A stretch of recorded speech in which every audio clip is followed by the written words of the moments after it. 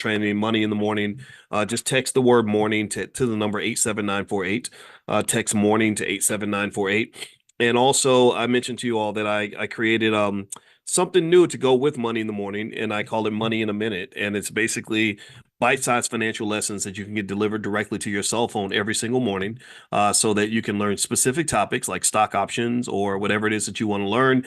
And so the first money in a minute sequence is in the area of stock options. So if you'd like to sign up, the lifetime access fee is $2.99. But those of you that are in class can actually get lifetime access for 35% off. So I want to say it's maybe 230 or something. And you can share it with your whole family if you want to. So feel free to sign up. If you want to sign up, text the word Miami, Miami. That's money in a minute. So text the word Miami to the number 87948, and you can get access to money in a minute. And so what will happen is within 24 hours, you will start getting messages delivered to you that have 90-second videos that will give you some new concept within the area of stock options that you can watch each day that will make you stronger in that area. So feel free to take a look at that. All right. So anyway, I hope everybody's doing well. Let me know how your stock portfolios are doing. I hope that you're making an insane amount of money. I want you to be filthy, filthy rich. And what I'm going to do is I'm going to sort of break down what I'm seeing in the market, what I'm doing with my own portfolio, and also as we go along, I'll let you know about a stock that I plan to purchase that I'm just going to add to my portfolio that you can consider or take a look at if that is of interest to you. All right, so let's see who's in here. Give me a second here. I got all these screens up. I see you, Angela McKinney. Good morning, ma'am. And let's see who else is in here.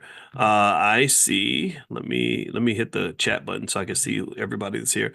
Elaine Johnson. Let's see. James Keller. Good morning, James from Philadelphia. Natasha, I love your beginners training to investing. It was so helpful, and I'm sharing it with family and friends. Yeah, absolutely. We did. I don't know if you're referring to the training we did on how to invest in the stock market. But everything, is each one teach one in the Black Business School. We do our financial education like soul food. This is like financial soul food, except it's healthy and won't kill you or give you diabetes or nothing. And basically, we want you to share it just like you would food, because knowledge is food. There's nothing better I can do for a loved one, I think, than to help them to become financially secure to avoid all of the problems that we run into when we have to deal with financial stress, financial anxiety. I know people who've been killed for $50, So to me, if somebody needs killing, you shouldn't kill them for $50. Make it at least 5,000 or something. I mean, I'm playing. Don't kill nobody. Don't go kill nobody. But seriously though, when you when you talk about economic desperation, you can see scenarios where people do desperate things because of money. And I just don't think that that should be our story. I don't think that has to be our narrative, right? Long term or short term. All right. So what I'm going to do is I'm going to pop in and look at some of your questions. And if you have a question, I only ask that you kind of keep it kind of tight and condensed so I can make sure I answer as many questions as possible. And then also in a second, I'll talk about the stock that I like for today that you could take a look at if you'd like. And also, let's see here, what else? Oh, and also if you're in the Black Stock Market program, you can log in, and I have a new set of stocks that I picked this week under what Dr. Boyce is buying. So for those of you that are in Prime or in the Black Stock Market program, the Prime members have free access as well. You can look it up there as well.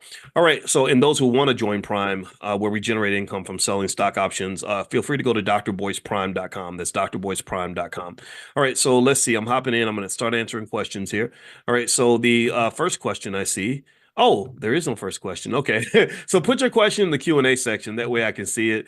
I thought I saw the chat and I thought those were a bunch of questions. Okay. So what I'll do is I'll start in the chat and then I'll work to the Q&A. So if you have a question, put your question inside the Q&A section so I'll see it. Natasha White says the May and June training for introduction to the stock market. Oh yeah. That was something we did, and it seemed to go really well. You guys really liked it. I always like to make sure that I'm giving you what you need, and I'm glad you guys enjoyed it a lot. And also we had our stock options summit in California, and I think at some point we'll just do a stock options summit online. So the stock options summit, we call that the SOS. Well, maybe the stock options summit online can be called the SOSO, the SOSO, right? So we're going to do it, not a SUSU, we're going to do a SOSO, where we're going to do some sort of stock options summit online where we'll spend the whole weekend going from A to Z with stock options. I'll talk you through it. I'll pull out the slides. We'll take a field trip. I'll break it down for you. And you know me, I always have the analogies and stuff because I think money is connected to life, and I want your regular life to help you understand your economics because they kind of go hand in hand.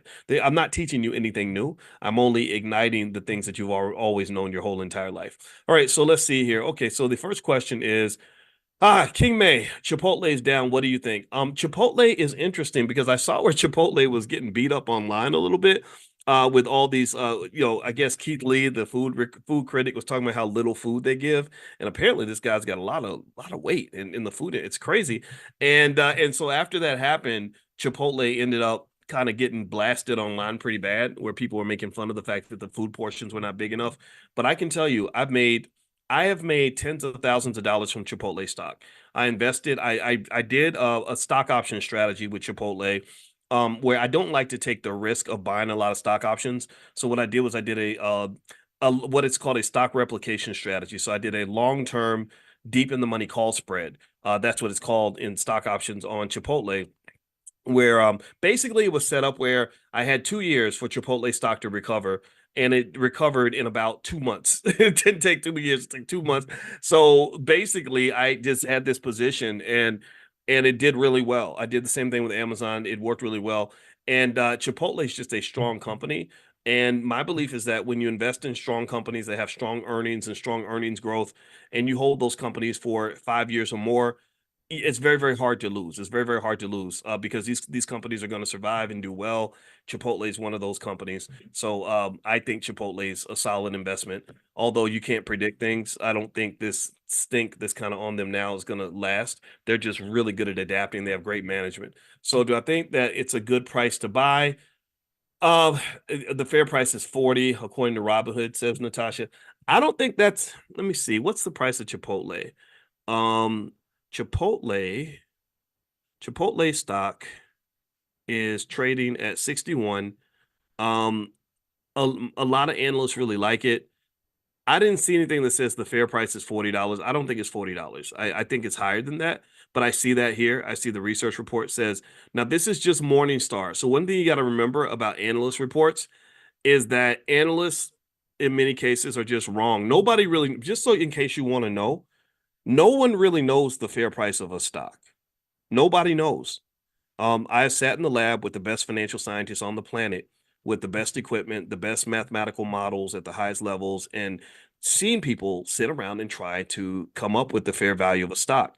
Nobody really knows exactly what the fair value is, and no one knows what the market is going to pick as the fair value of that stock. For example, Donald Trump's company is pretty worthless. That stock is worth about $1, maybe, if you want to be nice. It's trading right now, probably in the 40s or something. Why? Nobody knows exactly. Can you really explain why human beings, do what they do? Humans be human and humans be human in, right? So basically, we just the market just picks the value that it wants. What tends to happen though is that when the economy starts to crash or the market starts to collapse, you see stocks tend to gravitate back to their fair market value and the cream rises to the top. That's when you begin to scrutinize. The market becomes much more financially conscious. It's almost like at a party when everybody's drinking and getting high. Nobody's really paying attention to what's going on. Everybody's doing whatever they want to do. But after the party, when the police have arrived and the drugs have worn off, everyone's suddenly extremely aware of every little detail of their lives. And that's what a market crash, that's the visual I get when I see a stock market crash. The market becomes sober. So right now, with the market doing so well, the market's a little financially drunk. There are some stocks in there that are a little overpriced. The AI stocks are at the biggest risk of overpricing, although nobody knows for sure because everyone knows that AI is going to be this big, gigantic economic boom. That's no secret. That's no secret. Everyone knows AI is going to be a massive. What you don't know is you don't know who the winners are going to be in this new industry. You also don't know exactly how massive it's going to be. You may think it's going to be mega massive, and it may not be mega massive. It may just be massive without the mega, right? Which would be a disappointment, which could lead to a correction, which feels like a crash. So effectively, you just don't know. So a lot of market growth has been collapsed into these magnificent seven stocks, the big tech stocks, the Nvidias, Apples, Microsoft, stuff like that. And there is a school of thought that says that it's at some point it's going to have to spread out. But then again, there's another school of thought that says maybe they really have the juice like that. Maybe their juice is that strong that they're going to just maintain this sort of market power for a long time. I doubt it. So to basically summarize with Chipotle, I'm looking at the report here on it. I'm a big fan of Chipotle. I'm sorry. I think the company has great management. They're run very well. The stock, it looks like it's gone down 5% this week, 1.3% this month. But year to date, it's up 34, 35%. In my view, if I wanted to approach a Chipotle, I would look at it as, okay, I like this company.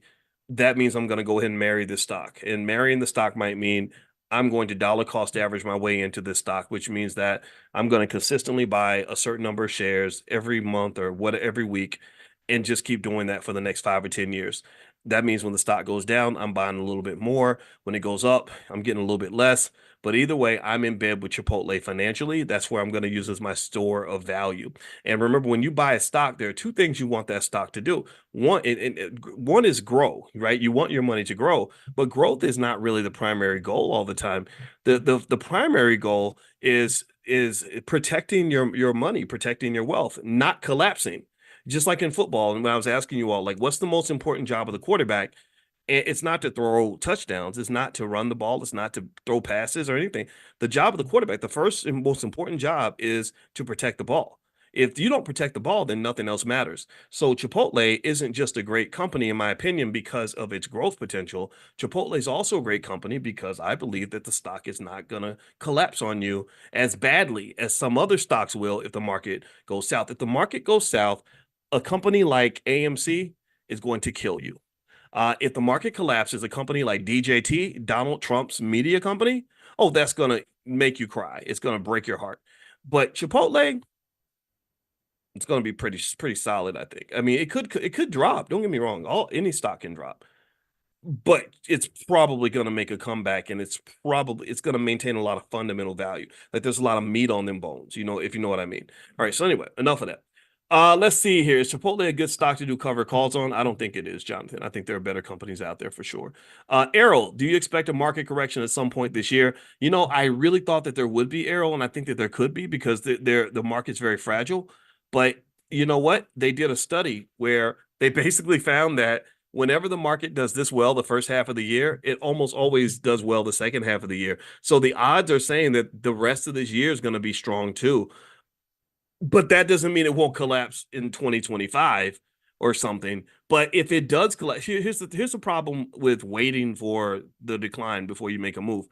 When you sit on the sidelines waiting, what happens is that you're missing all of the upward trajectory that occurs while you're waiting, right? So if let's say that I want to buy a stock and the price is $20, and I say, oh, I think it's gonna go down. I'm gonna wait till it gets cheaper. So then it goes to 22. And you're like, oh, I'm going to keep waiting. 24, you keep waiting. 26, you keep waiting. 28, 29, 30, 34, 35, 40, right? It hits 40, and you're like, I'm gonna keep on waiting because I want this stock to go down. And then then it collapses, right? Then you have like the worst day ever, right? Then the stock drops from 40 to 33, right? That's a massive drop. But 33 is still higher than the 20 you could have bought it at 2 years ago. Do you understand what I'm saying? Yeah, you had a little bit of a win if you're not financially conscious. You have a recency effect. You think, oh, well, it went down from 40 to 33, so this stock is cheap now. But what you've forgotten is that stock also went from 20 up to 40, then down to 33. So you missed that whole climb. It's like relationships. You know what people, they have a breakup and they say, I'm never gonna date again. I'm gonna stay in my house and never date a man, date a woman, whatever, for the rest of my life. And then someone comes along and says, well, it's better to have loved and to have lost than it is to have never than to never have loved at all. I said it wrong, but you get the point, right? Well, what does that mean to me? What that means to me is like it's better to have invested in the stock and lost a little money than to have not invested at all or to have waited until the crash. If you wait until the crash, yeah, you're sure you're getting the stock cheaper, and you miss the overpricing of it, but you also miss the climb. You missed that whole climb from 20 all the way up to 40. Now maybe the last seven was garbage. The last seven kind of got taken away, but you had the previous 20 points of that stock that you missed out on. People do that in real estate all the time. I never understand that where people say, I'm not going to buy a house now because I'm going to wait for housing prices to go down. I need you to go look at any major area in the United States and look at the real estate market. And I want you to show me one decade where the real estate in that major city was cheaper 10 years later than it was 10 years before. You're not going to be able to find it. Real estate always goes up in price. And this is where, when we do our financial consciousness exercises in the morning, this is the kind of stuff I want you to be able to think about, because money consciousness is a very important part of money acquisition. If you can't acquire something and control something if you're not conscious of how it works. So part of financial consciousness is just knowing that, knowing little things like I remember seeing this news story from 1983 where they had some serious experts that were talking about how overpriced the San Diego housing market was. And they said, according to recent studies, the average home in San Diego costs $88,000. And they're like, oh my God, that's so insane. Who would ever buy a house for $88,000? And that looks ridiculous to us now. It's like a joke now. But some of your parents went and bought that house for 88,000 in 1983, and that house is worth $1 million today, or half a million. So don't get I wouldn't get caught up in trying to time things. If you want to invest in Chipotle, then I would consider investing in Chipotle. This is not investing advice, but if you overthink it, you're gonna mess it up. That's a part of consciousness too, is knowing when to kind of tone it down and not talk yourself out of doing what you need to do. All right. Okay. Let's see here. Natasha says also Ian Dunlap from Earn Your Leisure said that the price to get an Nvidia is 107 or 112. Your thoughts?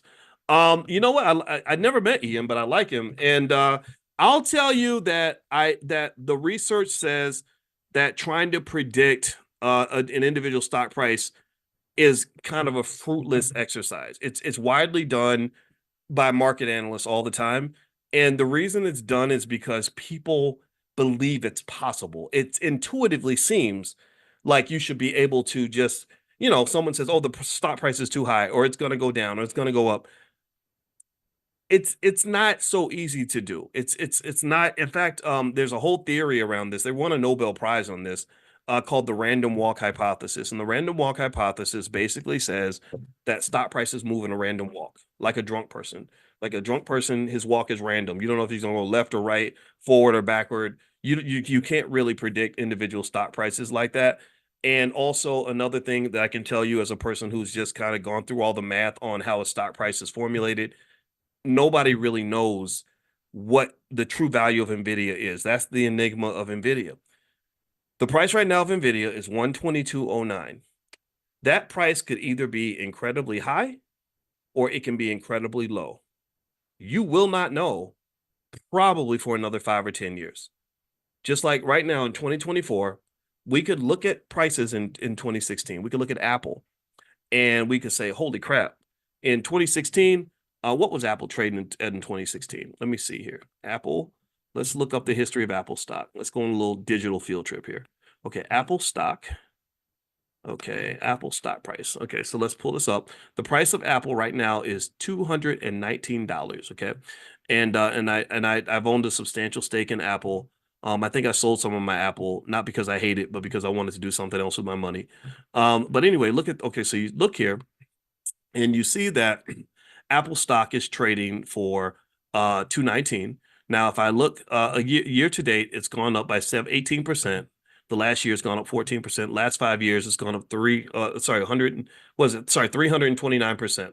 So the last 5 years, so that means if you bought Apple in 2019, you could have got it for $50. And now it's trading for $219. That would have been a beautiful investment for you. If you bought Apple in, say, 2016, you could have bought it for $29.41. Now, here's what I want you to understand from a financial consciousness standpoint. Let's move up right here. Let's look at September 21st, 2018. Apple stock was trading for $54.42. Give me a yes if you can see this chart. Let me know if you can see this on the screen. Can y'all see my screen? Give me a quick yes so I can just know that this is visible for you guys. Hold on, give me a second. I'm trying to look at the chat just a minute. Okay, all right. Thank you, Claudia and Angela. I see you in there. All right. So here, if you go right here to 2018, September 21st, that price is $54.42.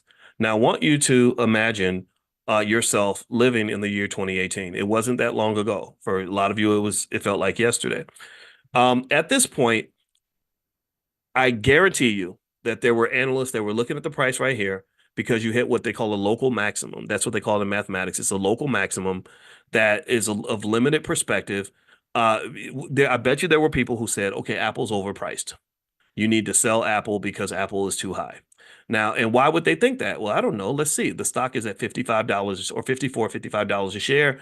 And if you went back, say 5 years, it was trading at 15. So they're thinking, oh my God, this stock went from 15 to 55. Holy crap, it's overpriced. It's time to sell.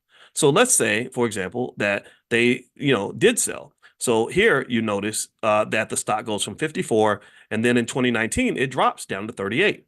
So that makes you feel redeemed. Like, haha, I'm so smart. Look at me. I sold my Apple stock before the price went down. I'm a genius. I'm a financial genius, right? This is these are the financial geniuses that you find all over the internet. There were financial geniuses all over the internet who said, "Ha ha! I told you. I told you that you should have sold your Apple. Look at it now. Look at Apple now."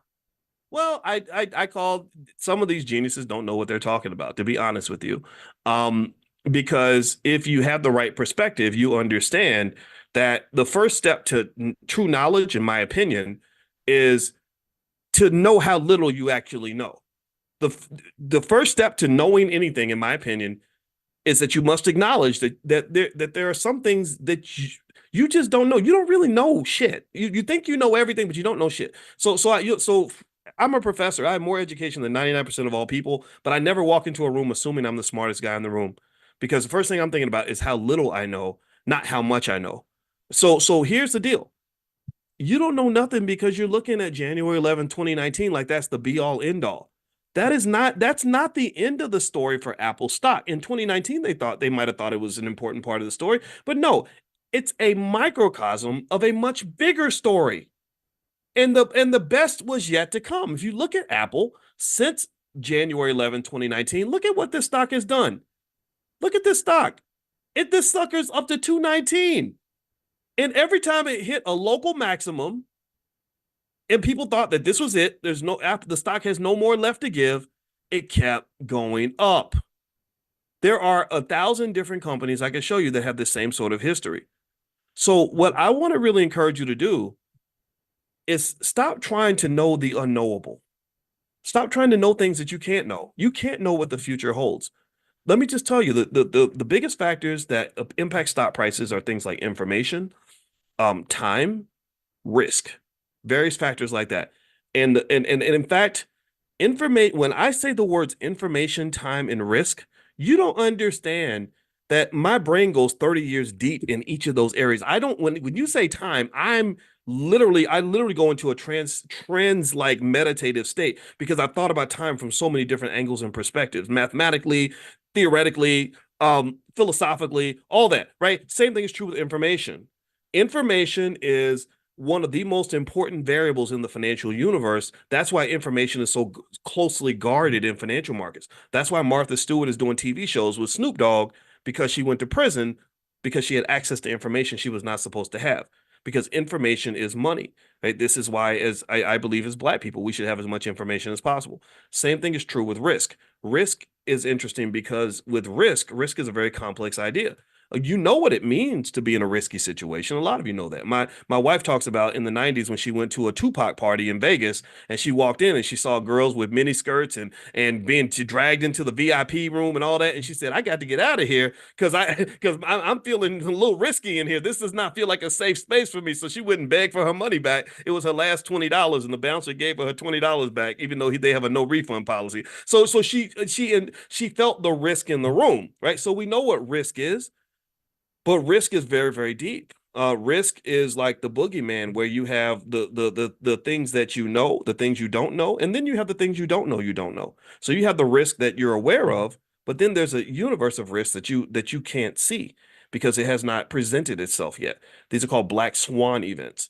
So the risk that I see in the stock market right now are the numerous infinite number of black swan events that might present themselves and suddenly become the thing to think about when it comes to stock prices. Like, for example, how many of you really thought that 2020 and 2021 would be dominated by a pandemic that would pretty much shut everything down economically? None of us thought about that in 2019, 2018. That wasn't even in our consciousness, but that was a risk factor that was always there. And just because you don't see it there doesn't mean it's not there. But also, here's the other crazy thing about risk is that just because you see it doesn't mean it's actually there. Like we watch the local news. My mother-in-law watches the local news and she thinks that everybody's getting killed. Why? Well, because she turned on the TV and there's always somebody dying. So she thinks that she walks on the porch, something bad could happen to her. But we know that that's not the case. But here's the thing, even risk that isn't real can have a real impact on asset prices. So even risk that is completely imaginary that affects, that's why they measure things like consumer confidence and the VIX, which is the fear index, fear gauge, stuff like that. They measure these things because they know that sometimes if you imagine something to be real, it becomes real, right? Which is crazy, right? So that spills the financial stuff into the areas of psychology and philosophy and therapy and everything else, right? So long story short, let's circle back. Let's summarize this. Stop trying to predict things you can't predict. If you like Chipotle as a company, why not add it to your portfolio? It's better than spending your money at the mall. That's how I kind of look at it. Even if the stock does not do great, you made the best decision you could based on the information you had at the time. And also, if you do things like dollar cost averaging, like if a person has simply invested, let's say $50 a week in Nike stock since 2016, you would be filthy freaking rich. That's it. Very basic. So market timing and predicting, it's more like a sport. It's not really something that has to be done for you to actually build wealth. So I hope that drawn out discussion was beneficial to you. And actually, let me give you guys the stock that I'm going to buy right now in case you're interested. It's actually a renewable energy stock called Next Era Energy, and the ticker symbol is NEE. Nancy, Erica, and it's priced at $70 per share. And Next Era Energy engages in the provision of renewable energy, operates through the following segments: FPL and NEER. The FPL segment involves the generation, transmission, distribution, and sale of electric energy in Florida. The NEER segment produces electricity from clean and renewable sources, including wind and solar. The company was founded in 1925 and headquartered in Juno Beach, Florida. And this is a stock that I'm going to purchase. So feel free to take a look at it. Again, not investment advice. The bulls are saying that this company's management, the management's long runway of capital investment opportunities support our expectation that annual earnings growth can reach the top half of management's 6 to 8% target through 2027. The company has benefited from renewable energy federal tax credits, but state renewable portfolio standards, corporate purchases, and attractive economics are also supporting renewable energy investments. So NEE is, according to bulls, they believe that this is a good investment. It's not the one that's gonna, the one stock ain't gonna get you out the hood. So make sure you're diversified. Diversification is important, but that's a stock I'm gonna look at. Not investing advice, just me sharing what I'm looking at. Okay. All right. So let me get to your questions again. All right. Claudia, Dr. Boyce, I'm in London, UK, signed up for Robinhood and Trading 212, trying to purchase shares in VOO. However, Robinhood does not support, and Trading 212 has S&P 500 ETFs. Is this the same as VOO? Yeah. There we go, Claudia. And shout out to Black London. I every time I think about Black people in London, I smile because y'all gave me so much love when I was there, and I haven't been there since 2017 to do an event. Well, actually, when I was there with my wife, I did do like kind of a pop-up event, and a lot of you came out. I appreciate that very much, and I just love y'all. I love London. I think Black Americans, we can learn a lot from what's happening in Black London because I saw a lot more stable families. I saw a lot of Black professionals that just really are doing amazing things, and I really think that you should be proud of that. So anyway, but yes, if you're investing in an S&P 500 index fund, That's very close to VOO. The $5 a day plan, which is, again, that's free. Blackwealthmasterplan.com is where you can go. Blackwealthmasterplan.com. It's very, very simple. And literally, if a person simply bought SPY or VOO and did that consistently and didn't sell the asset, your family will be rich in less than a generation. And also remember this, that I mentioned to you all, I used to talk about investing for your children, and that message resonated with a lot of you. I probably said it to 50 million people by now or something, but really I realized that the message could be refined in a way that allows us to be a little more selfish. So even if you're a parent who hates your kids, then this can work for you, because remember, wealth is it's an asset. It's a thing. It's this thing that can be used to achieve certain goals and to meet certain needs, similar to like a car. And so in our household right now, our biggest dilemma is we have two cars, but we got four grown-ups in the house, or two kids who think they're grown, and then me and my wife, we really are grown-ups. And all four grown-ups want to use the two cars. Well, you know what? We share cars. When one of us isn't using the car, the other one is. And wealth is the same way. When you're investing for your children, you're really not just investing for them, you're investing for yourself. But I sat with a couple yesterday. We did a consultation, and it was a young couple. The father was 30. Well, not the father. They don't have kids yet, but the man was 33. His wife was 29. And I just, had so much fun talking to them about, the next 20 years, because I was 33 20 years ago, and I was just sharing everything I could share with him about that. And I said, you're gonna have kids, right? And they said, yeah. I said, okay. So yeah, so when you're investing now, you're investing for your kids, and time is your greatest asset. So the sooner you get started, the sooner you can build that wealth. If you give me enough time, I can make anybody into a millionaire. It's very easy to make anyone into a millionaire if they have time and consistency. Just like it's no different. It literally mathematically is no different from walking from one side of the city to the other. If you have enough time, it doesn't even matter if you're walking really slow. If you give yourself enough time, there is a certain amount of time that if you keep walking and you walk consistently in the right direction, you will have an accumulation where will have covered any distance that you can imagine. So you give me any distance, any rate of progress, and even the slowest walker on the planet, you give me enough time, I can get them to any destination. So think of wealth as a destination. If you think of wealth as, I don't know, I want to have $1 million in the bank, that's your destination. Well, if you give yourself enough time and you're very consistent in the accumulation process, then you will eventually reach that $1 million mark. So don't let anybody make you think that wealth is elusive, or that wealth only comes to the rich or whatever. They got rich because somebody made a plan and somebody executed the plan. Somebody got to the destination. And then once you accumulate that wealth, you're able to give that to the kids after you finish using it. So I told them, I said, look, this is your money. You're making the investments for you, but then your children are a part of you. So whatever benefits you is going to benefit them. On the negative side, whatever harms you is going to harm them. If you're not healed and fixed and you're doing terrible things to yourself, then chances are you're going to be doing terrible things to your children. If you're making bad choices, then those bad choices will curse your children. So make the good choices, and then you can bless the kids, and they can have this wonderful life, and then their kids will have a wonderful life. And that's how wealth kind of gets created. Another reason that people don't build wealth tends to be either they don't believe they can do it, because everyone tell the propaganda is that it's impossible unless you were born rich. They don't, or maybe that no one ever incorporates or instills either the discipline or the requirement that they build wealth. So, for example, it's very easy to build wealth. It would be really easy for me to build wealth for anybody in here if I was able to force you to do what I told you to do, right? Not that I would want to do that. I don't want to be a dictator, but if I had that power, to use it in a good way, I would force you. I would say, no, we're going to take 10% of your check and we're going to put this in the stock or your stock portfolio every week, whether you like it or not. And then you're going to build wealth from that. And that's actually what's already happening to you. You already have bills you're forced to pay. If you don't pay your cell phone bill, they cut your phone off. You don't pay your car note, they come and take your car. If you don't pay your rent, then you have no place to live. So you already have forced savings in your life. The only difference, unfortunately, is that forced accumulation is going to the benefit of other people. It's not going to your benefit.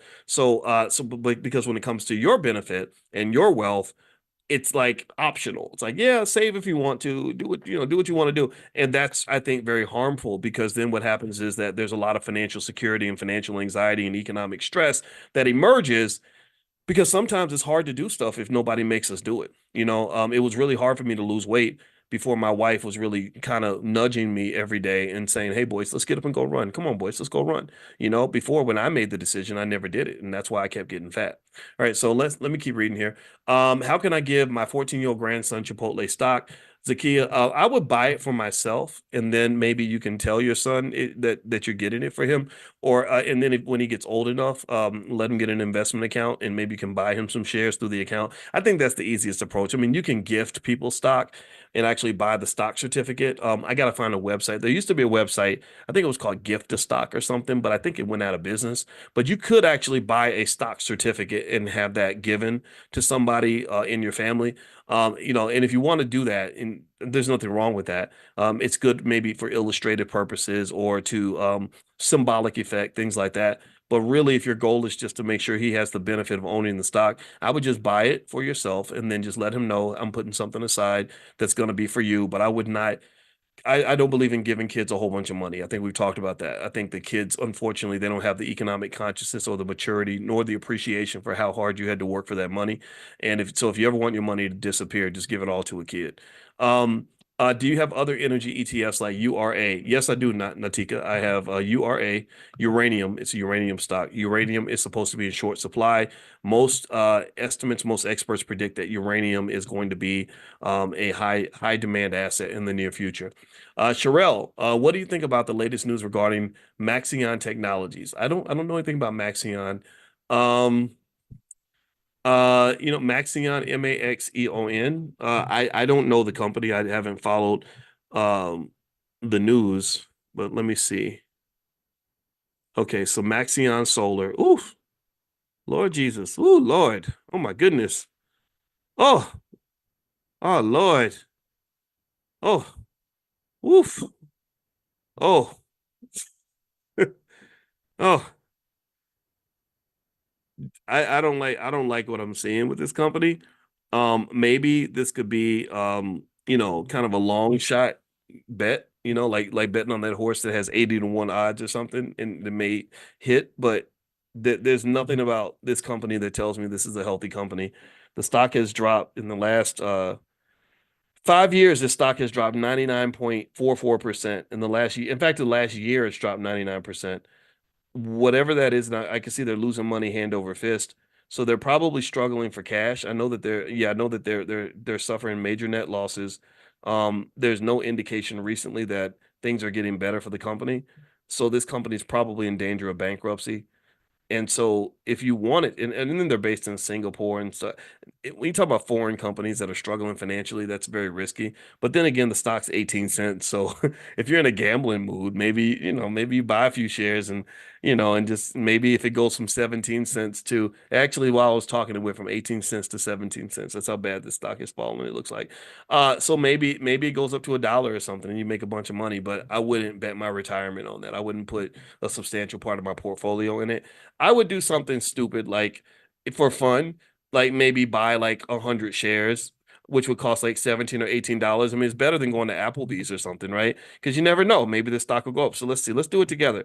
I'm gonna buy 200 shares of Maxion Technologies. It's gonna cost me $35.88. So let's see how the investment goes. So if you guys want to ask me in class one day, how did your Maxion investment go? I can tell you. Now I am a shareholder. I now officially own a percentage of Maxion Technologies, but I did not buy that stock because I think it's a great company. I just bought it just for fun because sometimes even bad companies have stock price increases, or maybe they get a buyer, or maybe somebody comes along and gives them the funding they need to survive. That can move the stock price up. But this one's on life support for sure.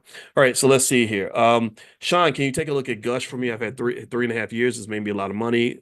Would you call this stock? The premium looks good. Also feels one to be married to, even if I'm not making contracts. Okay, Gush. Let's look at Gush here. Okay. That's the Direxion Daily S&P Oil and Gas. Okay, so it looks like it's okay, it provides 2x daily exposure to an equal weighted index of the largest oil and gas exploration and production companies. Okay, so maybe, who knows, maybe a stock like this is good to own if you think that there's going to be tension in the Middle East or something. It looks like it's done well in the last year. It's gone about 18%. Not much. I don't think. I think it's. I don't know if it's kept up with the market though. I don't know what the market's done exactly this year, or maybe it's right at the market. When I look at the options on the stock, yeah, I mean it's not terrible for selling options. I mean, I don't hate you for it. I mean, it just means that your preference with this asset is you like a little leverage, a little extra risk. Some people like that. Some people have a high risk tolerance or risk appetite. It's like spicy food. This is a spicy stock. So, yeah, I mean, why not? It looks like it's fun to kind of mess around with. It could be considered possibly a good long-term investment, but you got to be careful. Actually, scratch that. This stock has actually gone, it says it's gone down 95% in the last 5 years, which is kind of alarming. I don't know what the story is behind all that, but I wouldn't fault you if you enjoyed owning the asset. Remember that when they have a company like this, if I say to you, like, I think that this is a bad stock, that does not mean it's a bad investment for everybody. Because think about this stock has trading volume of 387,000 shares yesterday, I believe, which, and let's see, I don't know how many outstanding shares their average volume is 491,000. So that means that there are hundreds of thousands of people who think this is a perfectly fine investment. So don't think that because I personally say, oh no, I wouldn't mess with that, that means that it's a stock no one would mess with. It's like dating. When somebody says, I don't like that guy or I don't like that girl, it doesn't mean nobody wants them. It just means that person, it doesn't see that person as a good fit. So that's the same way with stock. So if you like it, then yeah, I think there's a lot of fun you can have with that stock. 100%. Okay, so let's get going. Next question. Let's see. Marianne says first grandbaby is the 529 the best option. I think 529 plans are great for children, grandchildren, all that stuff. A lot of y'all are grandparents. I'm a grandparent. I can't believe it's kind of weird, right? But I take pride in it, and it's exciting to know that you have the ability to shape their lives into whatever you want it to be. You've got 50, 60 year head start on them, and their lives are just getting started. You know what's down the pike for them, if nobody prepares for them. And so I think that the ultimate sign of love is to, use some of those assets and start planting those seeds for them. If I have a 3-year-old grandchild, which I actually do, I know that I've got about 22 years or so before he really needs money and he's in a financially conscious situation. In 22 years, I can take a small amount of money and turn it into a very large amount of money. It's very easy to do. In the $5 day plan, I was explaining that if you invested simply $5 a day in the S&P 500 and you give yourself 20 years for the money to grow, that kid's going to have over $100,000. And I can tell you what, $100,000, 20 years, 25 years from now won't be what $100,000 is now, but he'll appreciate that money. That money will still matter for him. And if 100,000 ain't enough, that's fine. Just do $10 a day. Then it goes to 200,000. Or maybe you do $20, maybe, or sorry, yeah, $20 a day, which makes it into 400,000.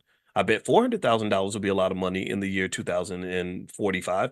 And the thing about it is, what's really sad is that there are millions of kids where nobody's doing that for them. Nobody's even thinking about the future because people can't think about the future. People are not very conscious. They're not imagining what life will be like in 2040 and 2050. I think about that all the time.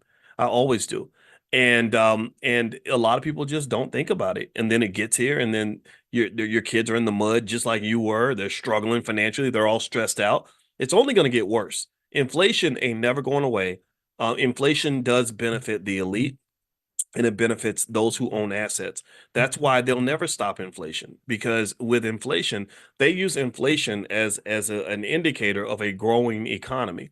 And so when they have a strong economy, it tends to boost inflation, and inflation is typically hand in hand with a strong economy. And the problem is that it's very strange because it's like we'll see the inflation and we'll say, "Wow, the economy's really taken off."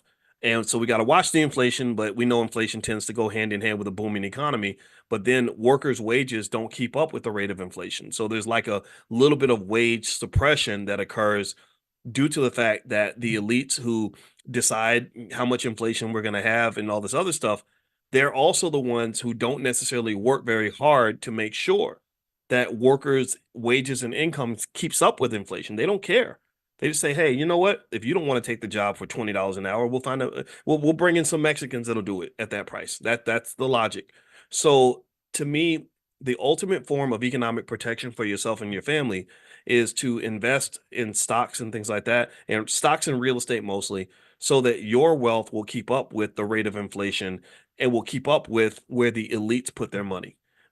Congressmen, and I told you I don't like politicians that much because they're just a bunch of selfish bastards who do what's best for themselves. So I don't ask politicians to do what's best for me because I don't think they're going to do what's best for me unless it's already the best thing for themselves. What I do is say, okay, what are they doing? Where are they putting their money? Where are their economic interests? I'm going to get on the same boat as you because I know that you won't sink a boat that you're on, you selfish bastard.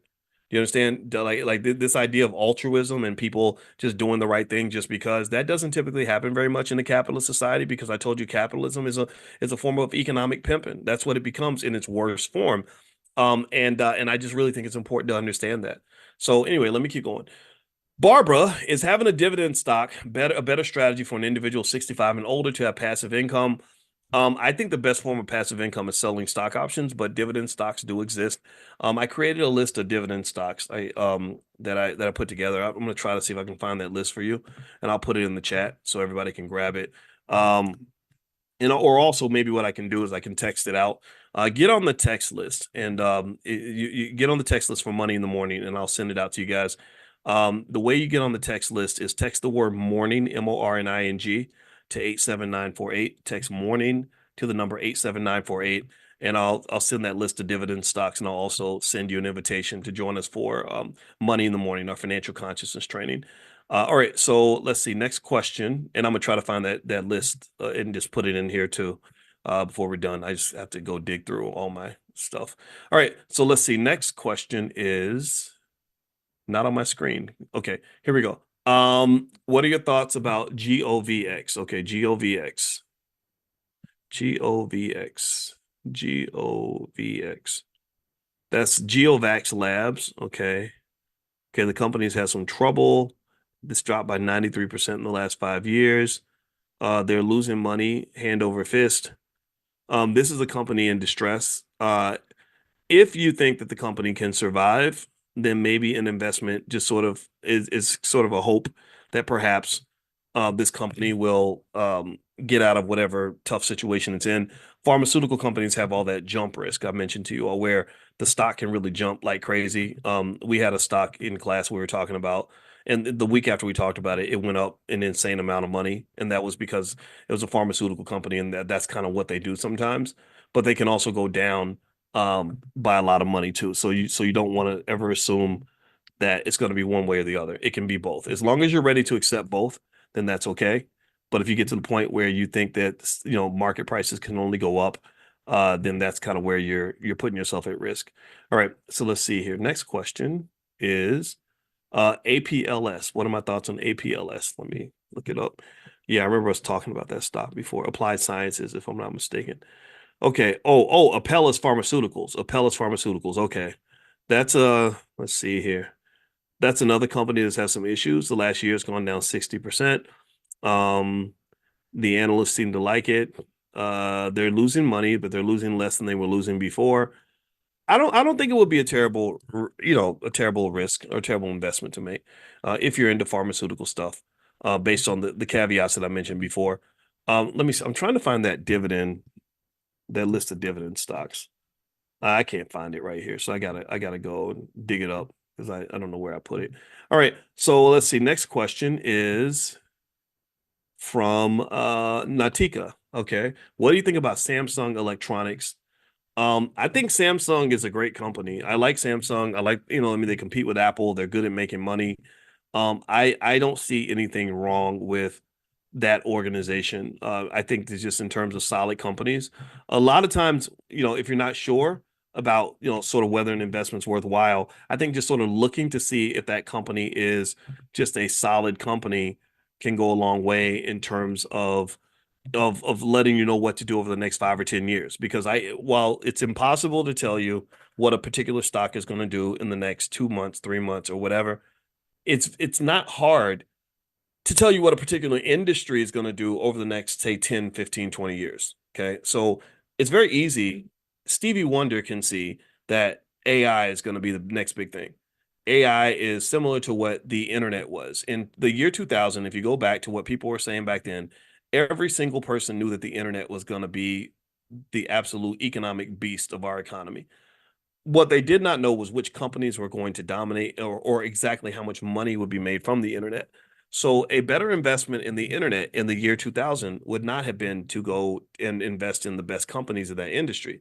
The best investment would have been some sort of fund that will allow you to be exposed to all the different companies that are the dot coms and the internet companies and things like that. And then maybe adjusting through time. So as Facebook comes along and some of these other, and Google starts to grow, maybe dollar cost averaging is having creating a diversified portfolio of stocks that are all connected to the internet. Do you see? Like, so you spread your money out. That way you're able to still take advantage of the industry, adjust to the changes that are occurring, and be a part of it without betting all of your money on one horse. I don't think that's a good move. Now, I did find that list of dividend stocks. So what I'm gonna do is I'm gonna put it here in the chat.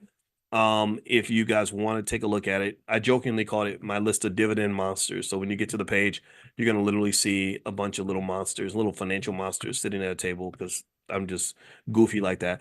In case you don't know, I do have a really goofy side. Like I surprise people sometimes because they come to my YouTube channel and I love to play video games sometimes. But because I'm old and it takes a long time to learn one game, I just decided to really practice Call of Duty. So I get on there with a few of my friends who are all my age. These are my boys, and we get on online. We play Call of Duty. We talk crap to each other. And if you have questions about stocks and stuff, you can come in and ask me questions. And in between me getting shot in the face on the game, I will answer questions and talk to you. So feel free to take a look at that. Marianne says that the link won't open. Can anybody click on that link and let me know if it opens? Give me a yes if the link works. I just put that link in the chat, and I can also text it out a little bit later if you have trouble getting to here.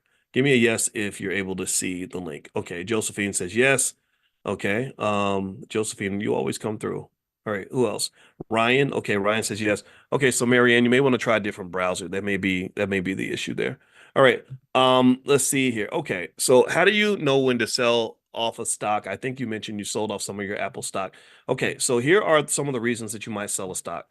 One reason that isn't always the best reason, in my opinion, is that you know that it's going to go down because nobody knows it's going to go down.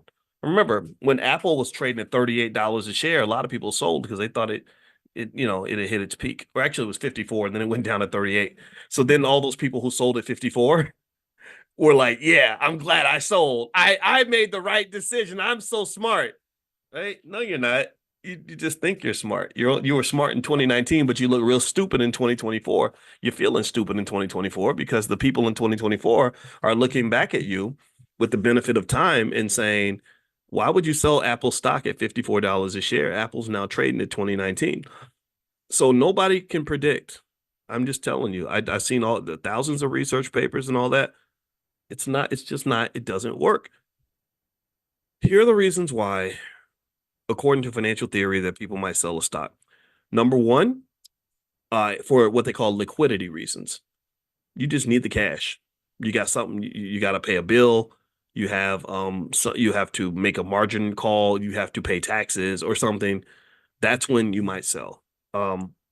Another reason is because you see another investment that you'd like to make. You just, for whatever reason, believe that moving your money into this other space is going to give you a better ROI. They call that the efficient use of capital. One rule of finance is that capital must be put to its best available use. It must be efficiently used. So that's another reason. You just say, hey, you know what? I have this money in Apple stock. I want to sell my Apple stock because I want to start a business with my wife, and I believe that this business is going to make me more money than my Apple stock. A third reason that you might sell stock is because you want to diversify. You just don't want all your eggs in one basket. A lot of times when you hear about athletes or people entertainers going broke, it's because they put all their money in one investment. And they made the horrible mistake of believing that because that investment did so well in the past, it's going to keep on going up.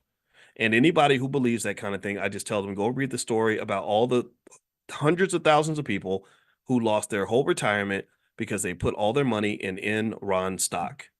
when you look at the history of Enron stock price, I'm gonna see if I can find it because I think it's a great illustration in terms of not falling for that trap when it comes to the stock market.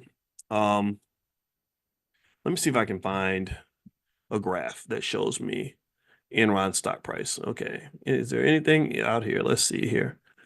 Come on, show me, give me something. All right. So anyway, so with Enron stock price, it was it was one of those things where this company seemed like they couldn't lose. Like they just really came off like this company that was destined to win. And I'm looking at the chart. The chart I have in front of me is not good enough that I'm going to put up here. I really want to see the bigger picture because I want you to really kind of understand why people thought that Enron stock was going to be, this amazing investment for the rest of their lives. So basically, people had their money in Enron stock and they would sort of just keep reinvesting all the dividends and they would put any extra money they had into the stock. And if you ask them, like, well, why do you keep doing that? They would say, well, because it's a good stock. This company's made me so much money. I'm going to keep investing in the company that's made me money.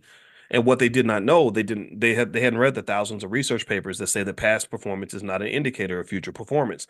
In fact, if you listen to most investment advisor commercials, they will tell you that at the end of the commercial. If you listen to, when they're talking real fast, terms and conditions apply, and past performance is not an indicator of future performance. Blah blah blah. Blah. Stock market investing involves risk. Blah blah. Blah. Right? They do all that because they're legally required to do this. And one of the things they're legally required to let you know is that past performance does not indicate future performance. Why? Well, because everybody thinks that it does. So sometimes you sell because you just want to spread your money out. You had a good run. You bought Nvidia when it was cheap. Congratulations. But that is not a reason to double down and triple down because you're feeling this what they call the momentum effect. It does exist sometimes. I'm not saying it can't happen. I'm just saying that it's not as real as you think. And for as many people that there are who will brag, and get on Twitter and say, "I look at how much money I made," there are just as many people who got economically devastated and they're not telling anybody. You don't announce to the world when you got fried financially because you made a bad move. So diversification reasons might be what every mutual fund manager does is when they have a stock that takes off and just goes to the moon, they immediately start going into protective mode. They immediately start thinking, how do I make sure that this run does not beat me up? So I'm going to take some chips off the table. I'm going to sell some shares so that this stock does not become more than, say, 5 or 6% of my total portfolio. They have rules where they have to keep less than 5% of their assets in any one investment. They can't put all their eggs in one basket. Okay. And then also just spreading out across asset classes is important. So one example was in 2021 when the market was doing really well and I was making all this money and it was great. I immediately got worried and I said, okay, let me take some money out. I took a big chunk of my portfolio out and I went and bought a house. And that's the house in Atlanta I've told you guys about. And I did that because I know real estate is a sturdier, or it's a not sturdier, but it's a solid investment because real estate is very real. It's tangible. It tends to maintain its value a little bit better. And also, I didn't know what was going to happen with the stock market, and it just turned out that the market pretty much did. It collapsed the next year. 2022, it wasn't a good year, and I was glad I made that move. But did I know exactly what was going to happen? Not really. But it's like sort of when you had a good run you immediately want to think like a quarterback. Okay, I broke away. You ever see a football game where the guy breaks away and he starts running down the field but he's holding the ball out, and so the defensive back chases him down and knocks the ball. And first thing they do when they tackle you in football is they do this. They practice like swipe, knocking the ball out of your hand, and that's because you had a good run, but you didn't think about protecting the ball. So when you start winning when it comes to investing, you have to make sure you protect the ball. And so, for example, I did the stormproof investing training to show you 7 different ways to protect your portfolio.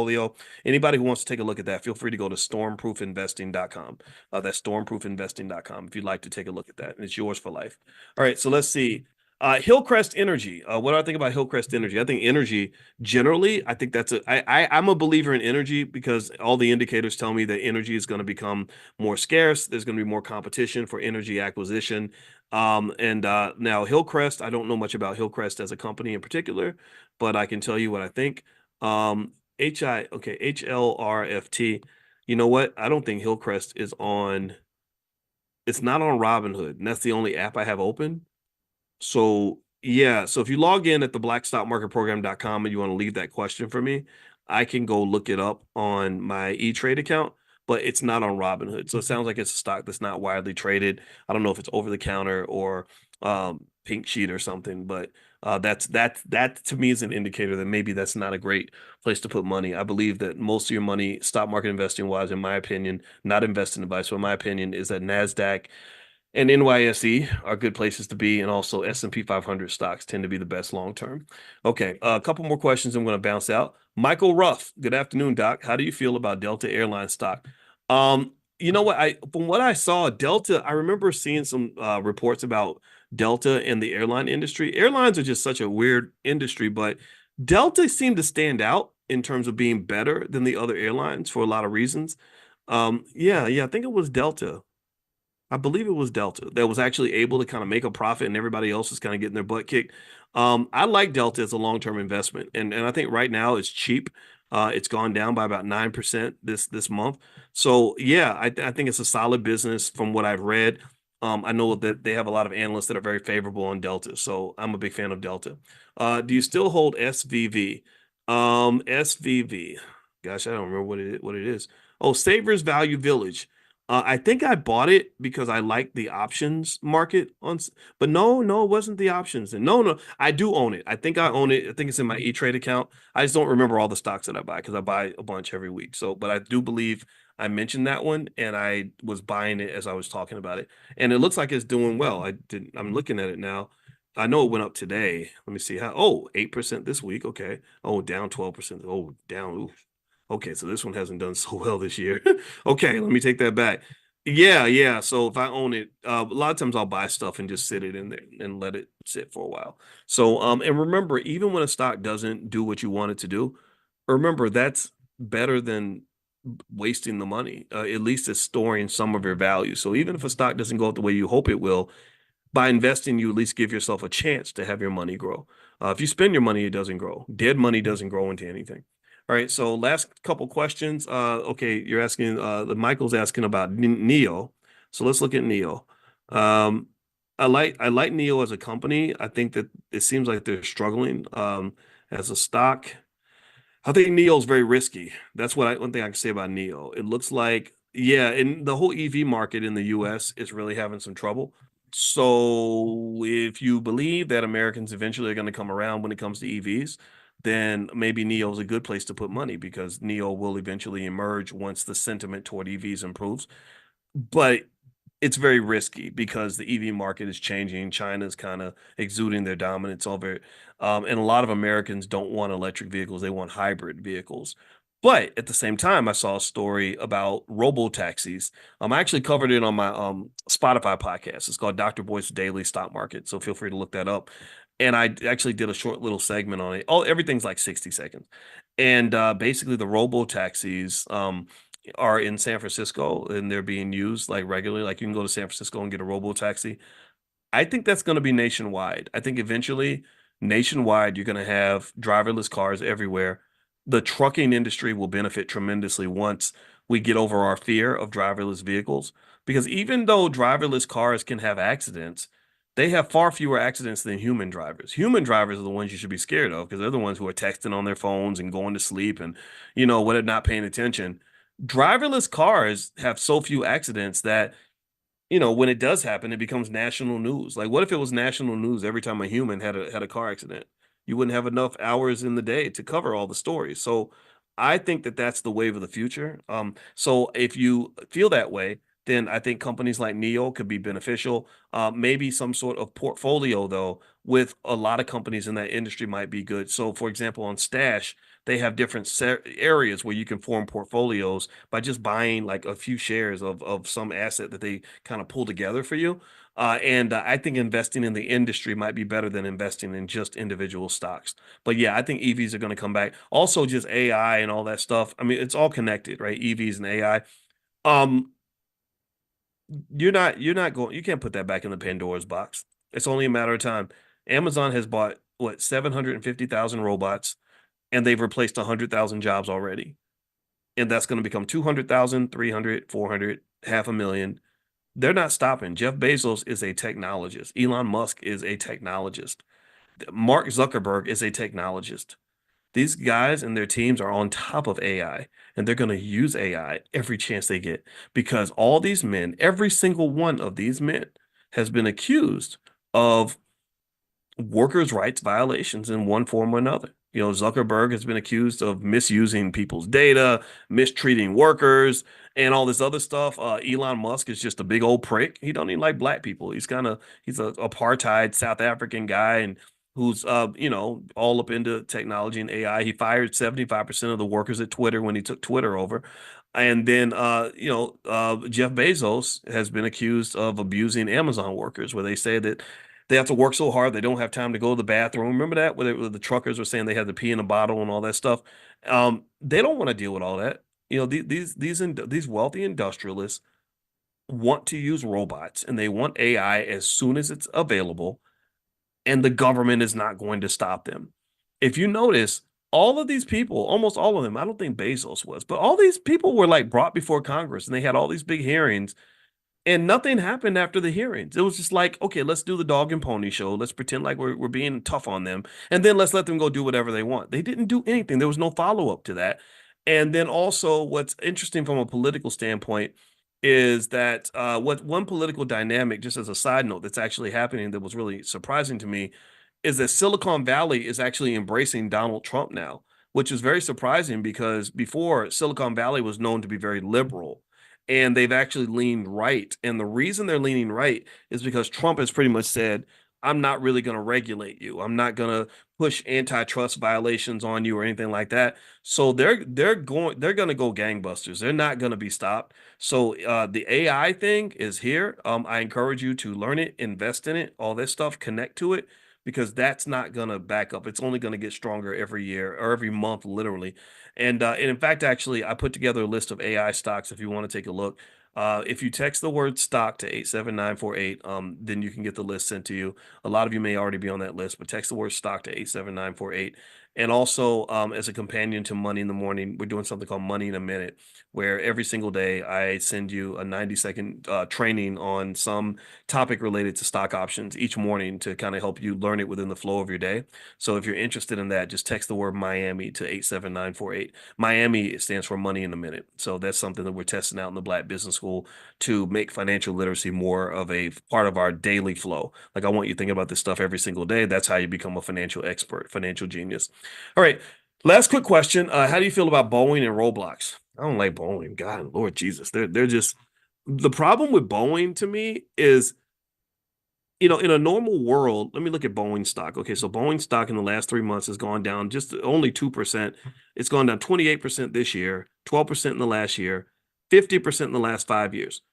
Um, all that would normally say that this stock is undervalued, possibly, that maybe the market just can't appreciate a great, airline production company. But Roblox, I'm sorry, I got Roblox in front of me. Boeing is so bad that they're almost acting like criminals right now. Like they're literally talking about prosecuting people because they're so bad at what they do. The only thing that's really kept Boeing in business to this point, in my opinion, is that they don't have anybody else that can do some of the jobs that they do. But I literally fear for those astronauts that were on a Boeing rocket ship going to the space station. I said, man, this whatever they're doing, their culture is so bad. There's something wrong with Boeing. And so, long story short, I wouldn't touch that company just because what I'm afraid of is not what they've done and what I've seen. What I'm afraid of is all the stuff I haven't seen. Like I'm really sitting here thinking I think it's like seeing a roach in your kitchen. If you see the roach in your kitchen, you know there's not one roach in your kitchen. You know that.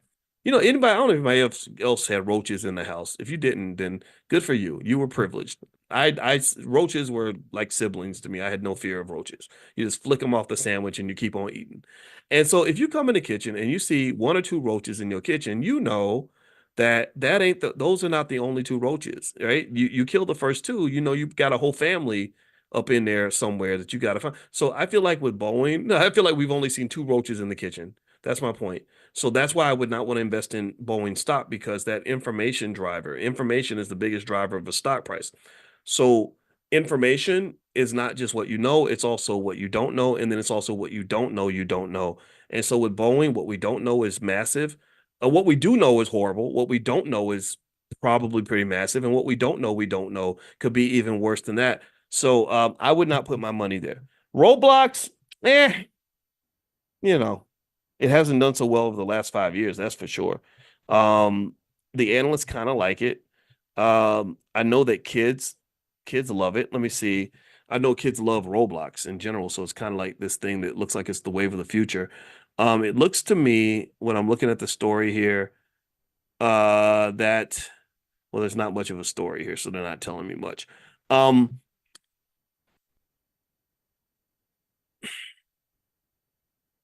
I don't have much of an opinion on Roblox. I wouldn't buy it myself, but I don't see it as something that if there are many places you could put your money, I will say this: there are better places to put it than Roblox. How about that?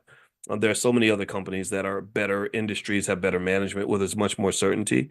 But if you have a special interest in this particular industry or you have an affinity for this stock, then there's nothing wrong with owning it. I think it's really okay to just look at a company and say, I want to be in that business and just aligning with that business. It's like if you want to be a hairstylist, sure, maybe you might know that maybe the hair salons are going out of style or something like that, but you just like it. You like the industry. You want to be in it.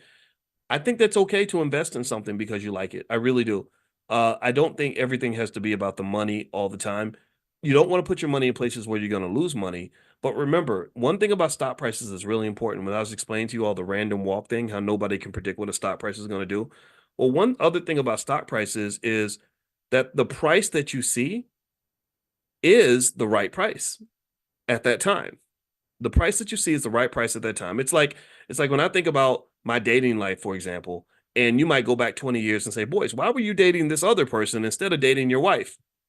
Well, because that was the right choice at the right time. I didn't know that I was going to be married to my wife. I didn't know who was going to be my wife. I just made the right choice, which felt right at the right time. Right. So basically, stock prices are the same way. If you ask me, do I think that Roblox is undervalued? The stock is lower. Do I think it's undervalued? I could speculate on that, but I'm speculating on nonsense. I'm speculating on something I don't know. Because remember, information is like you can think of information flow like a door. There's like a magic door where the information comes out, and when the information arrives, all the analysts put that information into the model and they say, oh, no, this is the new stock price based on this information. But most information about that company is behind the door of time. You don't know what black swan events are going to happen with Roblox in the next few years. You can make predictions, but all the predictions are part of the information that you have access to. Do you understand? The stock price that you see, this is I hope I don't get too deep with you guys on this, but the stock price that you see is really just this mathematical culmination of all available information out there about the stock, not just information about what has happened, but all information about what is expected to happen. They sat in the earnings call. They listened to the CEO. They listened to the projections. They made the speculations based on what the industry is going to do, what little kids are going to want 20 years from now. All these other things, right? They've looked at all these things, and based on all that available information, they come up with this stock price. They call that price discovery.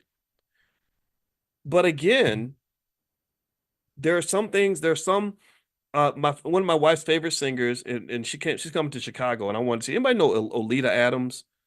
Olita's the best singer ever. I don't know why she's not famous. Everybody at the BET Awards was twerking. They should have had Alita up there. Alita would be better for the black community. And she has this song where she says, "Everything must change," right? And she says, the young become the old, mysteries do unfold. That's the way of time. I can't sing, but Olita can sing it better. But it's a great song. I used to listen to the song over and over again. The most beautiful song I've ever heard. Well, the thing about that is that's how stock prices kind of operate. That mysteries unfold because that's the way of time, right? As time goes by, more mysteries will unfold about what the true price will be, but you will only know the true price after all the events have happened. But based on where we are right now, if you look at the price of Roblox, the price that is there in the market is the best price estimate available based on all information that has been revealed. And as new information gets revealed, you see the price adjust. Like the price of Roblox probably changes every single day. That's because new information is being impounded every day. So when you ask me, do I think the price is going to go up? Do I think it's a good investment? I don't know. All I can say is that based on all available information, the price that you see is the right price. If I tell you what I think, that is merely an opinion of my assessment of where I think things are going to go from here. That's me saying, this is what I think will probably be behind the door, but nobody will really know until somebody actually knows. So that's I know that I don't want to be too philosophical on it, but that's kind of something I want you to understand because I can tell you 99% of the people I see talk about it online, they just get it wrong. But I understand why, because I studied this stuff 30 years. So it's a different kind of perception of how things work. But I want you to just understand that really when it comes to moving forward with your investing, the biggest mistake you can make when it comes to investing in the stock market is when you don't invest at all. If you allow what you don't know and the fear of the unknown to stop you from taking action, then you are making the mistake that has been proven over time to be the wrong decision. So I would say whatever you do, just do something. Wherever you invest, invest in something. Follow the basic rules. Diversify. Start with the S&P 500 companies, the VOOs and the SPYs if you want to be safe, and just be consistent with it. And I guarantee you'll be doing far better financially over time than 99% of your relatives who are too scared to make a move. So just don't be scared. Make a move, invest, plant your seeds. Something is going to grow. I can't tell you what it's going to be, but something will grow. One thing I can tell you is that if you don't plant anything, nothing will grow. Do you get what I'm saying? Let me know if you get what I'm saying. Okay. All right. So we're done for today. Thank you guys for hanging out with me. This is fun. We do the portfolio power play every Tuesday. And also, if you want to sign up for Money in a Minute, that's the first Money in a Minute sequence we put together with stock options. So feel free to text the word Miami. That stands for Money in a Minute. Text Miami to 87948. You can text Miami to 87948. The new podcast I mentioned on Spotify is Dr. Boyce Daily Stock Market. And also, last but not least, I want to make sure I mention to you guys, don't forget the All Black National Convention is happening October 25th through the 27th in Chicago, which is actually Lombard, Illinois, right outside Chicago. It's a really nice West End, and it's a very nice area. There's a movie theater across the street. There is a Target in the parking lot, actually, and it's just a really super cool, super nice neighborhood, and it's not far from the O'Hare Airport and the West End. We got the rooms down to $131, so the rooms are running out. So you may want to go ahead and book a room under our room rate, and it's going to be amazing. It's the largest gathering on the planet of intelligent Black people who want to specifically solve problems for the Black community in a way that breeds healthy love, healthy relationships, and healthy finances across the board for us and our children. That's what we want. That's the vision. It's very, very simple. So if that's who you are, if that's what you believe, then I encourage you to come to the convention because the convention is just the place to be. And I'm really proud of the convention also because we've had some people that have been there that are really doing some amazing things. D1 is transforming all of hip hop. He's been doing a great job. He's been at the convention 4 or 5 times as a performer. Killer Mike just won 2 or 3 Grammys or something, or 3 Grammys at the Grammy Awards. And he was on the BET Awards last night. I don't like the BET Awards, but I like Killer Mike. Who else? Infinity Song, who actually was at the BET Awards last night. They performed 2 or 3 times, and so it's kind of become this awesome launching pad of really successful people. And also, in addition, but it's not just the performers we have during the ball, the B1 ball, where we all get dressed up and fancy. We also have tons of learning and connecting. So it's not just a big party at all, but it feels good. It feels more like a family reunion. So we do have fun at the ball, but there's also a ton of experts in every area from crypto to real estate, to therapy to science, to attorneys, just whatever, right? So if that's who you are, then join us at the convention. I know you're going to love it. So anyway, if you want to learn more about the convention, you can go to allblacknationalconvention.com. That's allblacknationalconvention.com. So have a good night, everybody. Good day. And I hope you guys have a great day. I'm going to go hang out with my wife and eat some lunch. Talk to you. Wednesday. This is where we do the free Powernomics training every Wednesday night in the Black Business School. And the reason that Powernomics training is so important is because we know that money is power, and we know that we want to go get some. We want to have power so that others do not use their power over us.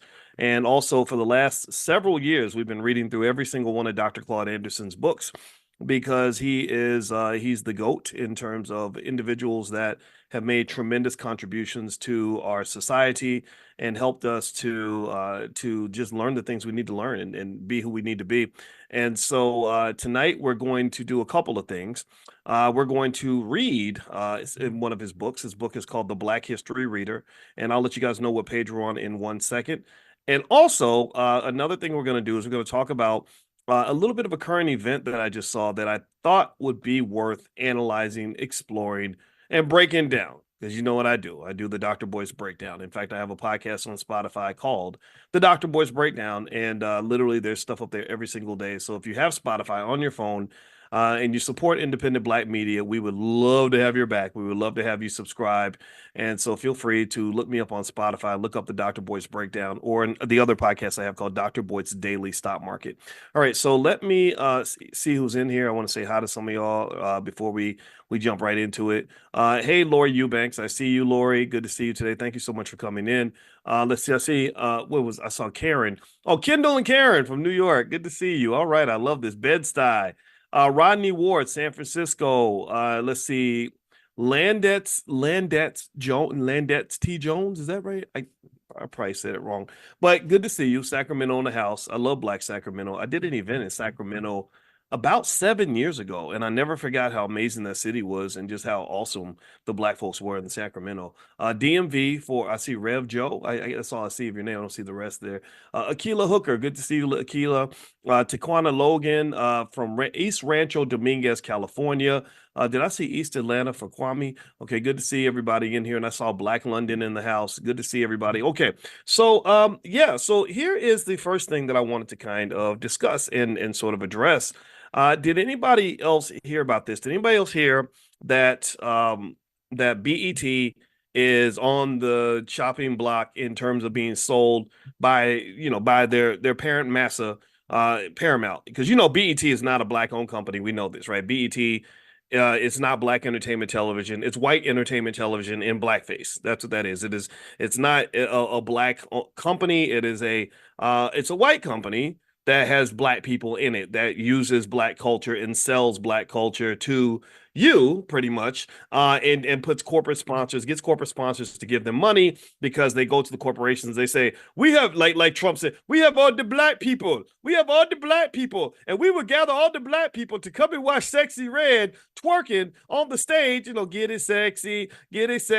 And when we get all the Black people, they love to buy things. They buy everything. So you advertise to us, you pay us money, pay us billions of dollars, and we will go gather the Black people, and then we're all going to get rich together. And that's kind of what BET is. And BET, in case you don't know, is owned by a company called Paramount Global. And for many years, Paramount Global was run by a family called the Redstone family. The patriarch of that family was a weirdo named Sumner Redstone. He was a funny guy. I don't know I think he's dead. He might, but maybe he's alive. I don't want to kill him too quick. But I think he was like 92 and had like a 35-year-old girlfriend or something. So he was probably doing some old Diddy Hugh Hefner type stuff. And anyway, so the Redstone family, apparently they have run Paramount into the ground. BET, if you work for BET, you better be worried because your economic daddy is having some problems. If you study Paramount Global, you'll see that Paramount Global has a big problem, and their problems can be summarized very quickly in terms of too much debt. They got about $15 billion in debt that they can't really service. They overpay for their content. They put out way too much money for content. Now they don't overpay for BET content.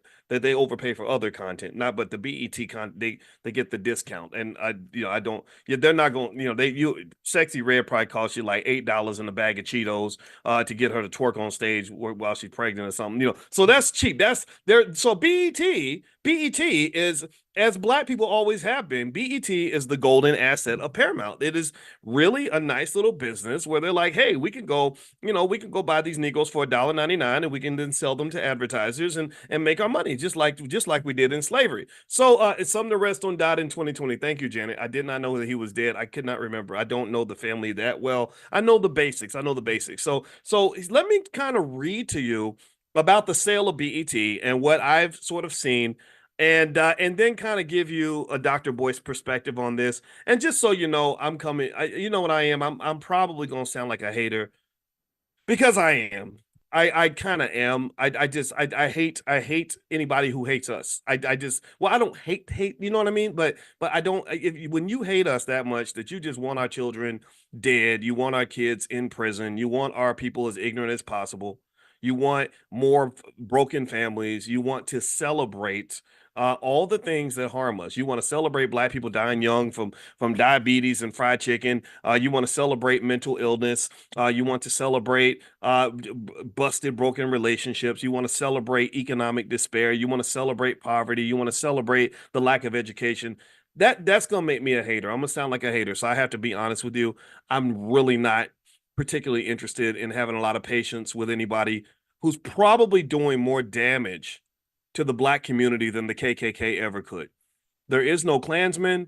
There is no Trump supporter. There's no Democrat or Republican that could ever do as much damage to the black community as BET is probably doing when they celebrate some of the stuff that they celebrate. In fact, if you recall, BET was the network that that really elevated R. Kelly right after he got caught on video with that little girl. If you go back and you look back maybe about 2003, 2002, 2004, something like that, this was way before I was doing any of this. This is way before any of you knew who I was because I was just on the faculty at Syracuse University.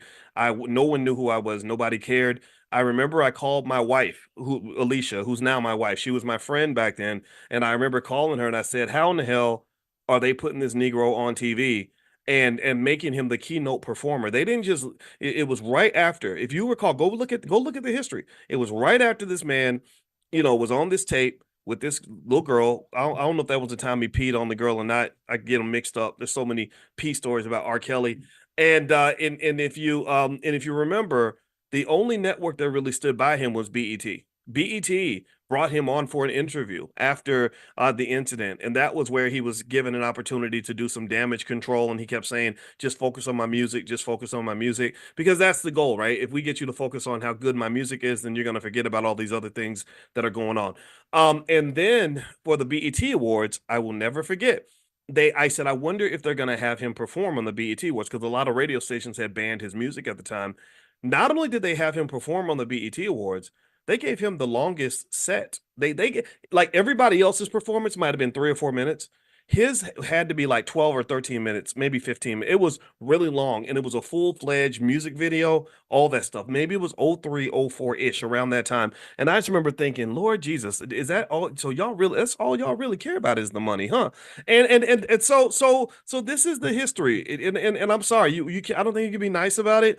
What BET kind of does is I understand what they're seeking to do. They try to balance the crazy and the negative with a little bit of positive to try to say, well, no, we got this and we got that, and I love that. They have Infinity Song who performed at the All Black National Convention several times. They were at the BET Awards this year. I think D1's been invited, stuff like that. So I think that their goal is to say, look, we got a range. But I think I was talking to my wife about it the other day, and I said, okay, so if I gave you 30 gallons of Kool-Aid and it was like the best Kool-Aid you've ever had, but I tell you, oh, by the way, there's about 2 ounces of piss in the Kool-Aid. Like I just put a little drop of urine in the Kool, just a little pee, just a little. It's not a lot. You won't taste it. You won't taste the pee in the Kool-Aid, but because there's 30 gallons of Kool-Aid and just one drop of pee. Is that okay? Like, would y'all drink the Kool-Aid? How many of y'all, yes or no? Would you want to drink the Kool-Aid if it had even just one little drop of pee in it? But it was like the best Kool-Aid you ever had, but it's just one drop, just a little drop of pee in there. What do you think? I don't know. What do y'all think? And I think that's kind of what the point, the argument would be is that, if you think about it, if someone was to make the argument and say, well, no, look at all the good things BET does, that outweighs the bad things. I think that's an interesting conversation because then you can make that same argument about R. Kelly or Bill Cosby or really anybody, any person or entity that's done terrible things. You could say, well, even if you dislike Donald Trump, for example, or if you look at Joe Biden and know that he incarcerated more black men than any president in American history, or you look at Donald Trump and what he wanted to do to the Central Park Five, You can make the exact same argument. You could say, no, no, no, no. But look at all the good things. Look at all the good stuff he did. It's okay. It's all that's forgiven because he did this good stuff.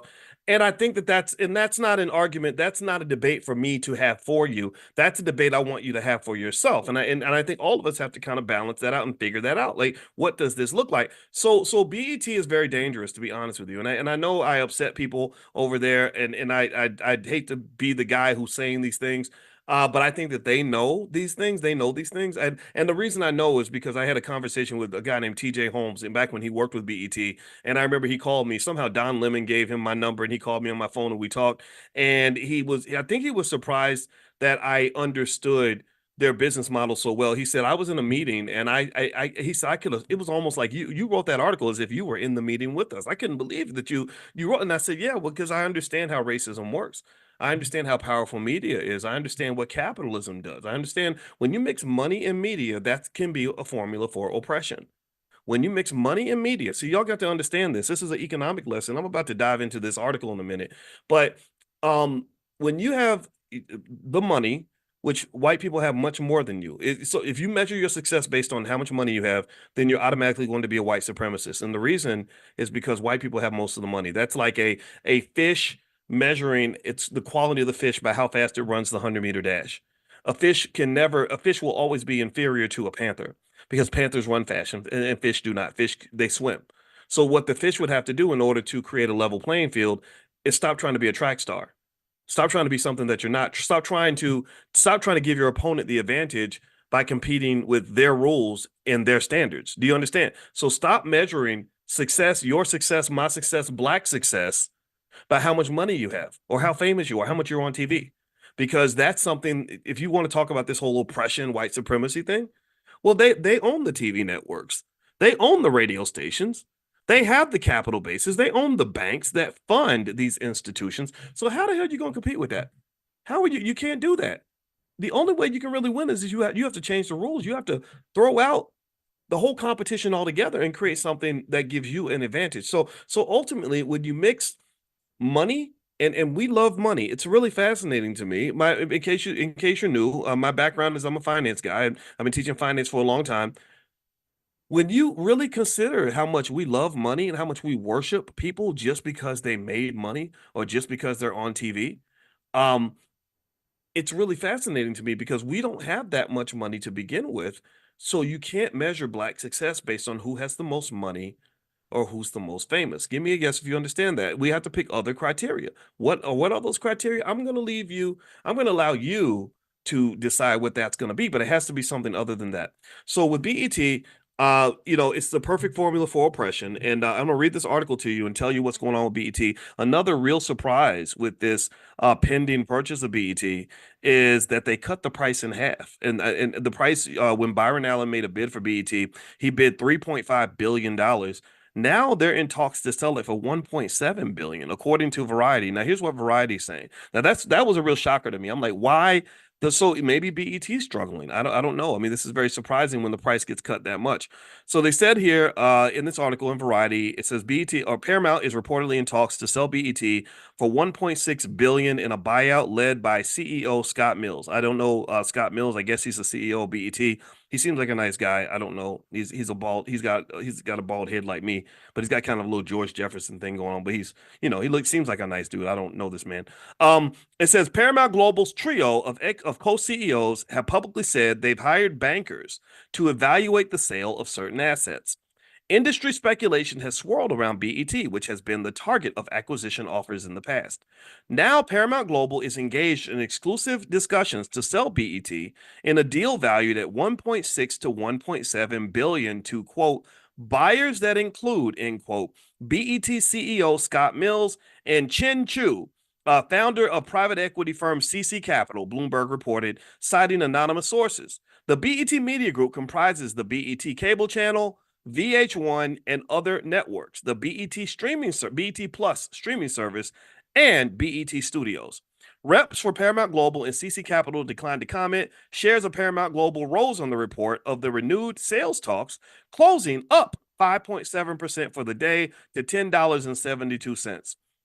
Interesting, right? The latest reported price range for BET is less than half of the 3.5 billion that media mogul Byron Allen extended to Paramount Global in late 2023. So let's think about this for a minute. Let's be conscious of time for a moment. What month is this and what year? This is what, July 2024. And just late 2023, you had a bid that was twice as high as what you're selling the company for now. What's happening? That just doesn't add up. It seems to me that Byron Allen was offering you 3.5 billion 7 or 8 months ago. You would have taken the bid. Now, the only possibility I'm thinking about is perhaps they didn't believe that it was credible. Remember, anybody can bid anything for anything. Anybody can pop up and say, "Oh, I'll give you $10 billion for your house or something." But they have to be able to raise the money. And so I think that with Byron, I think the question might have been, can he really go get the money? Or is he just making big bids, hoping he can go raise the money? Is he just doing it for attention? Nobody knows. And I know that with Byron Allen, it seemed to me that the Griot was having some trouble. I know he bought the Griot. I think that they were overspending on their content. I got that sense because I know he had to let a lot of people go. He had to fire a lot of people. The media business is a tough business. So some other bidders were were Tyler Perry and Sean Diddy Combs. Can you imagine if they sold BET to Diddy? Wouldn't that be something else? In August 2023, Paramount called off the bidding process for BET because, quote, a sale wouldn't result in any meaningful deleveraging of its balance sheet. I'm confused. It's just 8 months later. So now it wouldn't. So 3.5 billion wouldn't result in you paying off enough debt, but 1.7 billion will. So I think that what's happened is that Paramount's in even deeper, much deeper trouble than it was at the end of 2023. But I can tell you, as a person who's been following Paramount stock for a long time, that company's been in trouble for a while. So I'm very surprised that they're even talking about this. Let's see here. The three executives running Paramount Global have outlined a three-pronged strategy of job cuts, asset sales, and streaming partnerships to right the ship. The company's going solo for now after controlling shareholder Sherry Redstone, who's the daughter of Sumner Redstone, nixed M&A talks with Skydance Media as those came down to the wire. The leadership trio, George Cheeks, president and CEO of CBS, Chris McCarthy, president and CEO of Showtime, MTV Entertainment Studios and Paramount Media Networks, and Brian Robbins, president and CEO of Paramount Pictures and Nickelodeon, were installed as co-CEOs after Bob Bakish's dismissal. Okay. Another prime asset Paramount Global is expected to shop around is the Paramount Pictures Studio. So basically, okay, here we go. Let me move on to they talk about Chris Mills, the guy that I mentioned. I think his name was Chris Mills, the CEO of BET. I hope I got Scott Mills. I'm sorry, Scott Mills. Um, let's see. They said here, speaking of the June 25th employee town hall, CBS's Cheek said the Paramount's co-CEOs are looking to sell certain Paramount-owned assets.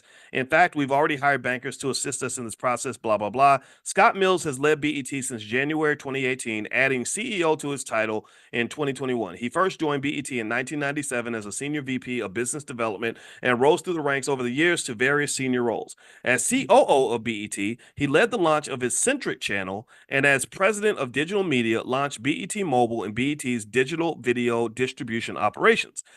Okay. So there's more. You can go look up more if you want to. But basically, BET is owned and run by Paramount, as we mentioned earlier, and basically Paramount has too much debt. The traditional media that they built their business on, Sumner Redstone is really good with traditional media and traditional cable. All that stuff's kind of dying. It's kind of going away, and so they're losing money in a pretty horrible way, and they're just overspending on their content. They had this show that I liked called Yellowstone, and they had this writer named Taylor Sheridan who wrote the show, and I guess because his shows were so good, they gave him like the ability, kind of a blank check to just create a bunch of other shows that are on the network. I forgot the name of it. I think one of them stars Sylvester Stallone's like Tulsa King or something, and a couple more. But anyway, the funny thing was that they were, and this is something for you to remember when you go build your own business, is that if you recall, remember the other day, how many of you were in financial consciousness training in the last couple of days where I talked about the free cash flow problem? Does anybody remember when we talked about the free cash flow problem and what happens when companies or even individuals just have too much access to cash? Well, what happens is you become less efficient, you become less financially conscious, you start to just make it rain, you start throwing around, you start becoming a rapper in the strip club, dropping $100 bills in stripper thongs, right? So basically, Taylor Sheridan, there was a deep Wall Street Journal analysis of Taylor Sheridan and the toxic financial relationship between Paramount and Taylor Sheridan, where basically they said that because Paramount Global had given this guy free range to do whatever the hell he wanted, he was creating amazing content, but he wasn't profitable anymore. This man was going around talking to other farmers, from what I understand. At least that's what the report insinuated. He was literally talking to his homeboys and saying, look, these people are suckers. These Hollywood suckers, they got all this money. You can rent your horses for $2,000 a day. You can use I use my property and they pay me $50,000 a day to use my land.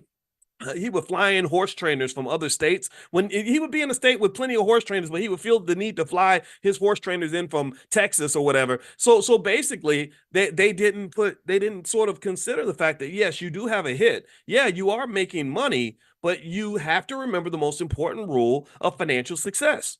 It is to live within your means. It is to spend less than what you make. If you I don't care if you make $1 trillion a year, if you spend more than you make, you're only digging yourself into a deeper and deeper financial hole.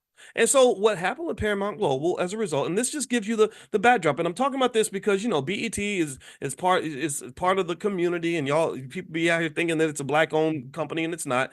Um but so the thing about Paramount that was interesting. So what happened was Taylor Sheridan, his shows were so good that they got a million new subscribers with Paramount. That's really good. They got a million new subscribers in a quarter. But that same quarter, I think they lost either $1 or $2 billion. They had $1 billion loss. While like literally the greatest period of growth in your company is a massive loss. And so keep that in mind. Be efficient with your money. Be efficient with your income. Conservatism is a culture. And I can tell you that if you don't embrace that, then you could have some financial challenges. And this goes for an individual, this goes for a company, or and everything in between. Okay, so just keep that in mind. I think that's a lesson to learn. I'll keep you posted on what happens with BET and who their new massa is, and maybe maybe Scott Mills will buy it, and then I guess it'll kind of be a black owned company. But the other thing is I'd always be interested in who's really funding this, right? Because I'm a believer that it's not the manager who makes the difference, because he's been managing BET for a long time. He's been the economic babysitter of this entity for a very long time. The real power is the person who's actually writing the checks. That's the person who, or the group who has the veto power. And the big problem you have with black media right now, here's the problem that you have. And this is something I want to talk about before we dig into the book. Unhealthy black people are very profitable. Vices and addictions are extremely profitable. Vices and addictions and unhealthy behavior are much more profitable than people living with intelligence, consciousness, and discipline. And what do I mean by that? It's much easier to sell black people fried chicken than it is to sell them health food. You actually have to care about them to get them to buy health food, because you're not going to make as much money. So if money is your only criteria, then you don't sell people things that are going to help them. You sell them their vice. You sell them the things that they want, not the things that they need. And that's the biggest problem that you have with BET, is that there is a part of the culture that has become quite accustomed to all of the cultural poisons that kill our young people at an early age. There's a part of the culture that really embraces the drugs because drugs are fun. I don't use drugs. I never popped a Molly before, but I bet I would like it. I ain't never hit the crack pipe. But if you'd say, well, how do you know crack is bad if you never tried it? Well, no, I know that if I tried, I would probably enjoy it. In fact, if I was to try it, I wouldn't be the man that I am right now. I'd be on here justifying crack use because I wouldn't want to give up that high. The reality is that when you talk about the problems that we have, we're very comfortable in the dysfunction.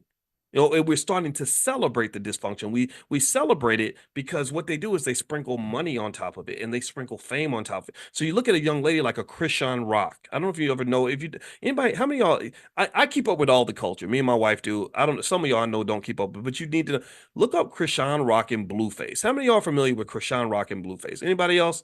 Because I watch the culture, because I like to see, because in my book, The 10 Commandments of Black Economic Power, I talk about economics, but all I talk about is culture. What does a strong economic culture look like? And we don't have one, people. We just don't. We have a long way to go. Well, Krishan Rock and Blueface, To summarize it, they're kind of like the new version of it's imagine Bobby and Whitney at 25 years old, but also imagine that neither one of them have any talent. Like Bobby and Whitney could sing. Bobby could dance and jump around and sing and wiggle and all that. And Whitney had the most beautiful voice ever. She actually had to earn her way to fame. Krishan Rock and Blueface don't really have any talent like that. They're not that great. They're okay. I think Blueface made a song or two, but they're not that good. But they're similar to Bobby Whitney. They're just this train wreck in slow motion. Like you're watching these two young people literally kill themselves in public. And the reason it ends up seeming okay is because they've got lots of money and lots of fame, and they've got millions of Twitter followers and Instagram followers that will watch them destroy each other's lives. And Krishan had a baby that my wife is a therapist who can identify things like fetal alcohol syndrome by looking at the face of a child. And she was deeply concerned with Krishan's child because she knows that Krishan loves to party it up.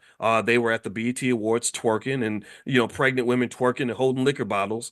And one of the things, for example, this is one of many things we could talk about, but I'm not going to go into all of it because I don't want to depress anybody.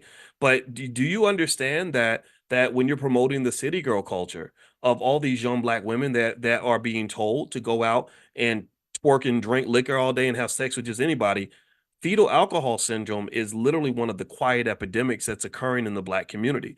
If you look at the symptoms and in the effects of fetal alcohol syndrome, you're talking about significant cognitive delays and significant behavioral problems of millions and millions of black children. I was shocked by how little alcohol the mother had to consume during her pregnancy for fetal alcohol syndrome to kick in. So think about this. You live in city girl life because you've been watching the BET Awards and Krishan Rock and Megan Thee Stallion told you that's how a young girl's supposed to live. You've been having sex. In case you don't know, sex results in pregnancy, and that means children are going to be born. For those who need a biology lesson, sometimes we forget. And so you're pregnant for maybe 4 weeks, but you don't know you're pregnant. So every week you're getting drunk and getting high every single week. Well, that is where the fetal alcohol syndrome comes from. And what many people, what nobody has talked about, I have not seen anybody on the internet address this at all, is that millions of young children, young black children, are getting fetal alcohol syndrome because you don't have to drink that much for that to really disrupt the brain of your child. I'm talking about significant neurological problems, like they're slow for the rest of their life and have behavioral problems for the rest of their life. So this is one of the many things that I think has to be addressed, right? Somebody has to talk about it. And when people talk about these things, you can't just say, well, you be hating. That can't be your response. Man, that's not hate, that's love. Now, the real hater are the people who celebrate this kind of stuff, who know what it leads to, who see the millions of black kids going to prison and getting killed and all this other stuff and think that that's okay. And so part of my job, in my opinion, is as a person who talks to you about money, is I need you to really understand money from a 360 standpoint, which means that money is good, it's nice, but it can destroy you or distract you and mislead you. Money can get you to heaven, but money can also be the devil.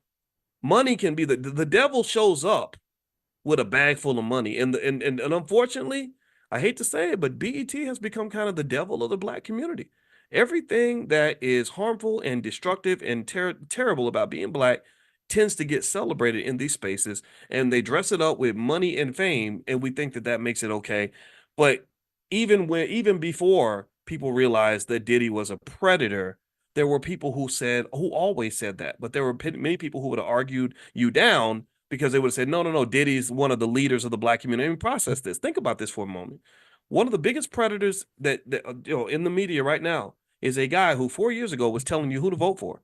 Anybody remember Vote or Die? He was telling you got to vote or you're going to be dead or something stupid like that, right? And people were doing this. Millions of people were following the lead of a person who has a complete track record of 30 years of doing horrible, harmful things to people, possibly including starting with killing Tupac, right? So I think generally, and this is where we're going to dig into. We're going to read tonight about black leadership and the history of black leadership, so you can understand that sometimes you're following the wrong leaders. That's my point.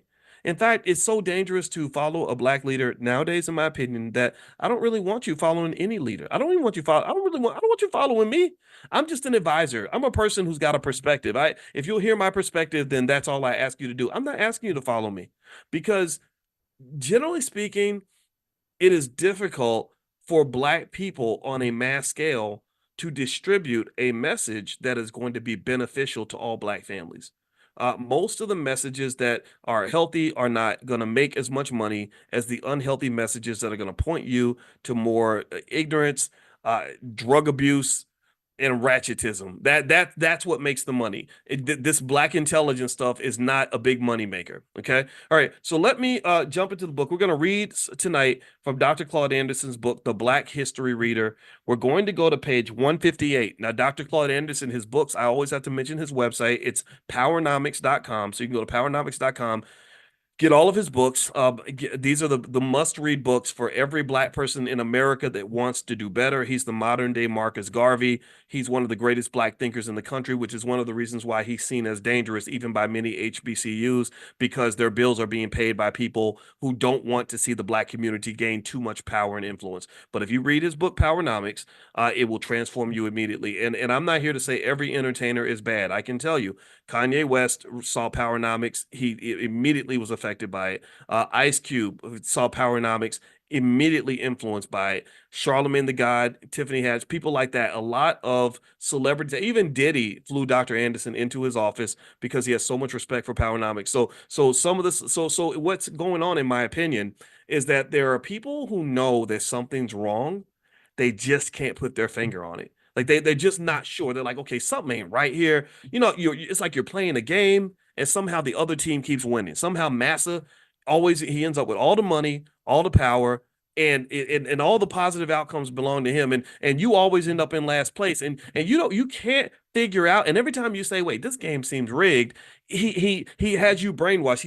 He's been educating you and grooming you, right? So he can exploit you, right? He just like a groomer would groom. He's been grooming you through the educational system to buy into a set of ideas where all of the disparities can be explained away. And so you walk away concluding a bunch of nonsense like, oh, well, the reason that white people have all the money is because white people just work harder than Black people. And the way to fix those problems is we all got to go vote for our favorite white man, either the old arrogant narcissist or the old guy who can't remember his kids' names right now. Like that's the guy, that's what we do, and that's going to get us where we need to get to. And so to some extent, the reason that Dr. Anderson is dangerous is because he's encouraging you to wake up.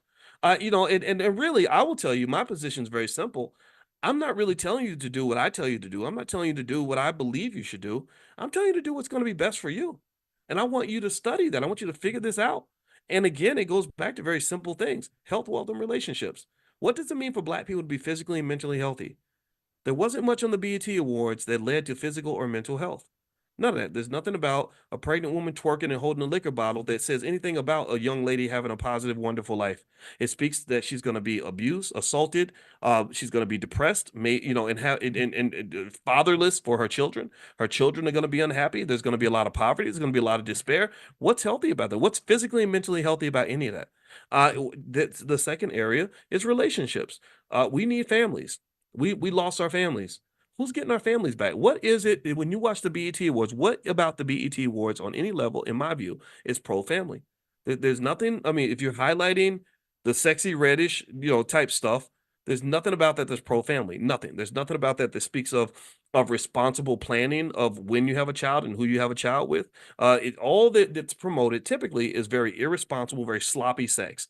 I'm going to go sleep with whoever I want. STDs are very, very high because a lot of people fall into this culture. And also, broken families are very high. A lot of people don't even have the training of what's required to even have a healthy relationship with another human being that is necessary to provide a protective space for a child. So, when a child is not protected by a father, that increases the probability that he ends up getting molested, or that he ends up in the street, or that something bad happens to him, or ends up in prison. And then you go down the third area. What does it mean for Black wealth to actually go up? There's nothing that I've seen rappers really do that's improved or increased Black wealth in the Black community at all. Nothing. And then when you turn to the politicians, all they do is they offer you jobs working for white people. So those are the two options you get. You either get a rapper who brags about how much money he has, but ain't putting nothing in your pocket, or you get a politician who says, here, come work for me, Negro. I'll give you a job. I'll help you in your desperate situation. Well, who's giving you the long-term plan that's going to really allow you to have the peace of financial security? Who's really giving you the solutions that are going to allow you to actually prosper instead of just survive? Who's doing that? There's nothing in mainstream media, or very little in mainstream media, that I see that is really sort of doing these things that's really going to get the Black community where we need to be. We're not only are we being given the wrong medicine, we're being given no medicine, and we're given a bunch of poison disguised as medicine. So that's what I believe. That's my 2 cents. All right, so let me start reading here. And by the way, if you're not on the text list to get invited to Powernomics training on Wednesday, just pull out your phone, text the word greatness, GREATNESS, greatness to 87948. Text greatness to 87948. And also, we have my book is the 10 Commandments of Black Economic Power. You can get a copy at drboycebooks.com. Use the code word book club and get 30% off everything in the store. So feel free to go to drboycebooks.com and you can check that out. All right. So here's what Dr. Anderson reveals on page 58 of the Black History Reader that it was really fascinating to me. Did you know that Black leadership changed their position on immigration around the 1960s? Did you know that? That they actually had a completely different policy on immigration before the civil rights movement. And basically, whoever was controlling them pretty much got them to pivot and shift in a different direction. I don't know if y'all know this, but let me read this to you. I'm going to tell you, this is what Dr. Anderson says. I literally have not read this yet, so I'll be as surprised as you when I get to whatever he says. So he says here, Black leaders and activists unilaterally expressed opposition to the nation's open door policy on immigration throughout the 19th century. These conscious Black leaders expressed concern that immigrants were reinforcing the subordination of the native Black population, as well as usurping the access of Blacks to rights, privileges, employment, education, and wealth building opportunities. The negative impact of immigrants worsened after the Civil War when millions entered the country. After slavery, there was a labor shortage, and one would have logically expected the former slaves. Think about this. You have a labor shortage. You got all these former slaves. You got all these Black people, hardworking people that they've been working for free. So you know they're going to make good employees. They've been working for free. So here on page 159 of the Black History Reader, Dr. Anderson is telling you that whatever you learned in school was a bunch of BS. So listen to this. The negative impact of immigrants worsened after the Civil War when millions entered the country. After slavery, there was a labor shortage, and one would have logically expected the former slaves who had been skilled tradesmen, carpenters, blacksmiths, cooks, artisans, and farmers to fill those jobs. But the country recruited and imported European immigrants instead. The pattern was just beginning. For more than a century, Black leaders had struggled and challenged the white power structure to close the nation's immigrant doors. So they were asking them to shut the doors. They were like, look, you got your workers here. We got you. We can do this. But they were like, no. Rather than working with you, we're going to go get some people from England. That's what he's saying here. So it says, for more than a century, Black leaders had struggled and challenged the white power structure to close the nation's immigrant doors. In his famous 1895 Atlanta Expo speech, Booker T. Washington pleaded with white industrialists, businessmen, and politicians not to look to European immigrants to develop skills and work in their businesses, but to instead look to native Blacks. How about that? Washington also pointed out that many already had the skills, attitudes, and experiences to meld into the mainstream society. W.E.B. Du Bois was against immigration and spoke frequently about the downside for Blacks of 40 million white immigrants coming into the country, doing the jobs of former slaves and being automatically elevated into an overseen white management class. How many of you have ever heard this before? How many of you have ever heard this anywhere? So maybe their concept in their head was, if you do have Black jobs, every job should be a Black job. Any job we can do is a Black job. A Black man can fill that job. So I believe that you have to own the companies and all that for sure, but you can't, Booker T. Washington, that was a great man. George Washington Carver, W.E.B. all these individuals were people who said, yeah, well, some of us want these Black jobs. We don't want to have fathers and mothers that are unemployed. We want to have opportunities to make money and to go to work like everybody else. We're already very hardworking people. So stop bringing in outside recruits to replace us.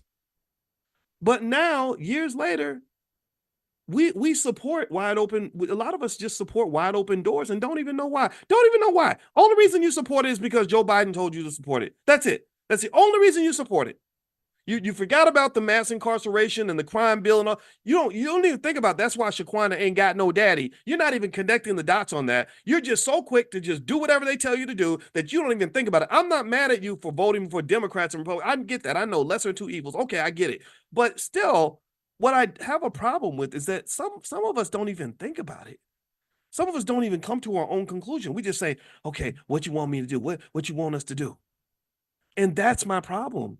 That's my problem is that you're not even processing the information. You're not even thinking like, well, what's best for me? You've told me what's best for you, but I need to make sure that what's best for you is also best for me. That's the problem that I have.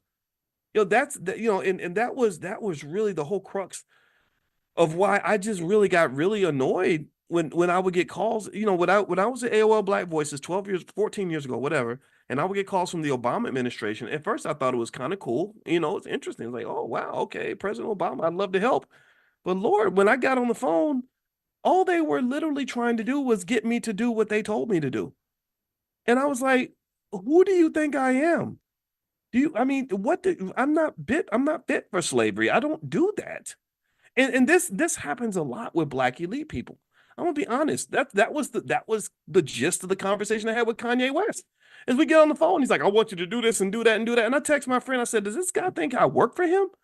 He doesn't. I don't work for nobody. The things that matter to you don't matter to me, bro. I don't care that you got a million little Asian kids to buy your ugly ass shoes. Those things are overpriced and ugly. You will never. I wouldn't wear them for free. So what makes you think I'm gonna bow to any of this? Like we're obviously playing different games with different rules. This makes no sense to me. So again, what you have in America, generally speaking, is you have a class. You do have that elite class that is very quick to sort of expect that the masses will simply do what they're told. And the unfortunate reality is that they're almost always right. They're almost always correct. The studies show that most people, because they're not sure who they are, they're too scared to be different. They don't want to be seen as radical and dangerous and all that. They just go right along with whatever's cool, whatever's hip, whatever's popular. I can't, that's not healthy. That's not good. So let me keep reading here. So according to Dr. Claude Anderson, and by the way, if anybody asks what page we're on, if somebody in the chat could just tell them so I don't have to say I'm gonna say it like a couple times, but then I see sometimes then even if I say it 3 times, someone will say, "What page are we on again?" Just tell them if they ask. If y'all could help me out with that, I'd appreciate it because that's gonna trigger my ADHD and y'all know how I get. All right, so let's pop in page 159, the Black History Reader. So Dr. Anderson mentions Booker T. Washington, W.E.B. Du Bois were very much against wide open borders. Let's see here. When the Black Civil Rights Movement commenced in the late 1950s, the new Black leadership dismissed or ignored the opinions of their predecessors. One can only speculate as to the reasons. Perhaps they did not have the foresight to fully understand the politics of displacement that was occurring, that they were being replaced. Or maybe they were unknowledgeable about this nation's immigration history, where Black people used to have a much larger percentage of the population. Or maybe they wanted to demonstrate altruism, or they simply preferred to ignore or forget history and go along to get along as much as they could. Whatever the reasons, the new Black leadership switched from the anti immigration stance of their predecessors to being pro immigration. While the reason for the change of position is not clear, it is clear that they made the switch without fully understanding that providing unearned rights and benefits to people who are from other countries chasing the American dream caused native Black Americans to be neglected, disadvantaged, and rendered invisible in all respects. The old anti-black, the old Black anti-immigration fighters must be turning over in their graves. Black civil rights organizations and politicians began to presume alliances with newly arriving immigrants. They began to presume that anybody who comes into the country is automatically going to be unified with the Black community. And I want to ask y'all a question. Give me a yes or no. How many of y'all think that the majority of people that come in from other countries are just, vehemently pro-Black? How many of you believe that everybody who comes from, say, I don't know, south of the border is going to just line up and show up at the reparations rally and and just really make sure that y'all are good? Anybody believe that nonsense? Yeah, yeah. So so maybe they're making us into Boo Boo the Fool. And I say Boo Boo the Fool because, almost like the little kid, the kid who rode the little bus to school, who thought that people were his friends when really they weren't. So you think that the bully is your friend when really he just beats you up and takes your lunch money every day, or you think that every time he makes a joke and him and his friends are laughing at you, you think that you're laughing together, so you start laughing too, and the kid starts laughing too. Like the slow. So maybe we're like the slow kids on the little bus. Maybe we're the ones who, and no offense if anybody in here rode the little bus, or if you got a relative. I'm not making fun of those people because I think that they're actually smarter than us in certain areas. But really, you think about that. There sometimes you don't know when the joke is on you. Sometimes you don't know when people are laughing with you versus when they're laughing at you. And I think that we, to some extent, fall for the rope a dope because many of us get our political habits from people who just told us what to do and what to say and what to believe. We didn't actually form those beliefs on our own. And that's very, very dangerous because propaganda is real, manipulation is real. This does happen. So let me keep going here. So here's what else Dr. Anderson says on page 160 of the Black History Reader. He says civil rights organizations and politicians began to presume that there were alliances with newly arriving people from other countries. I'm gonna try not to say the word immigrant too much, just because I don't want to trigger algorithms, because the again, there's censorship out here. Those alliances, especially with the Latino community, did not and do not exist. The Latino community firmly denies that such alliances exist, and it takes little analysis to determine that any alliances Black leaders presume are one-sided. Again, like the little kid on the little bus. You think they're laughing with you, they're laughing at you. Black leaders even support policies that benefit immigrant groups at the expense of Black people. Many Black leaders, for instance, support increased immigration, but immigrant groups such as Hispanics, Asians, and Arabs do not commit to or give support to any Black issues. There is no reciprocity, and immigrant advocate groups not only do not represent the interests of Blacks, the very purpose of their advocacy is in outright opposition to Black interests. Why is it that after all these years, leading Blacks cannot recognize circumstances that are harmful to their own people?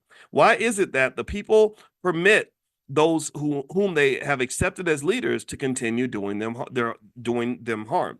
So he says here, so the next question is question 53. How do immigration policies specifically injure Native Black Americans? So this is a good conversation to have in terms of if someone asks you, like, well, why do you have this issue with wide open borders or whatever? Well, let's see what Dr. Anderson has to say. He says, throughout the history of North America, waves of I'm going to say people from other countries have entered the country to take advantage of the considerable economic opportunities extended to them and to enjoy the elevated status, respect, and privileges they automatically receive over Blacks in the labor force. Since the Black descendants of slaves are not immigrants, they are excluded from the privileged status, benefits, and rights extended to people from other countries and must compete with every person from another country for basic rights and life resources. Immigrants and Blacks compete for space, rights, economics, and privileges. Reaching America has been a dream come true for people from other countries, but it has been a nightmare for many Native Blacks and their forefathers. Space. Although a growing number of legal and illegal immigrants are located in the suburbs, most immigrants find residential and commercial space in urban areas. Once they establish a toehold in the urban centers, they then mark and close the space using their language, culture, or religion as barriers to encroachment. Within the confines of their closed communities, they concentrate their resources and build socioeconomic enclaves or niches. Immigrant niches can be found in most urban areas like Detroit, Miami, LA, Philadelphia, New York, DC, San Francisco, and Chicago. After closing their territories, they mark them for their own cultural image, such as Koreatown, Chinatown, Frenchtown, Japantown, Little Cuba, Greektown, and Mexicantown. As their numbers grow, they spread out and gentrify the Black areas, such as Harlem in New York City, Overtown, Liberty City, and Coconut Grove in Miami, Inglewood, Compton, and Watts in the LA area, and Sweet Auburn in Atlanta. Has anybody seen any of this? Let me know if you've noticed any of this in your communities. Anybody seen any of that? All these formerly Black dominated cities are now occupied predominantly by Hispanic immigrants. Interesting. Numerical displacement means diminished economic and political influence by Blacks in mainstream society. Since 1900, this is interesting. Pay attention now. Listen up. Since 1900, the Hispanic population increased from 100,000 to 55 million in 2016.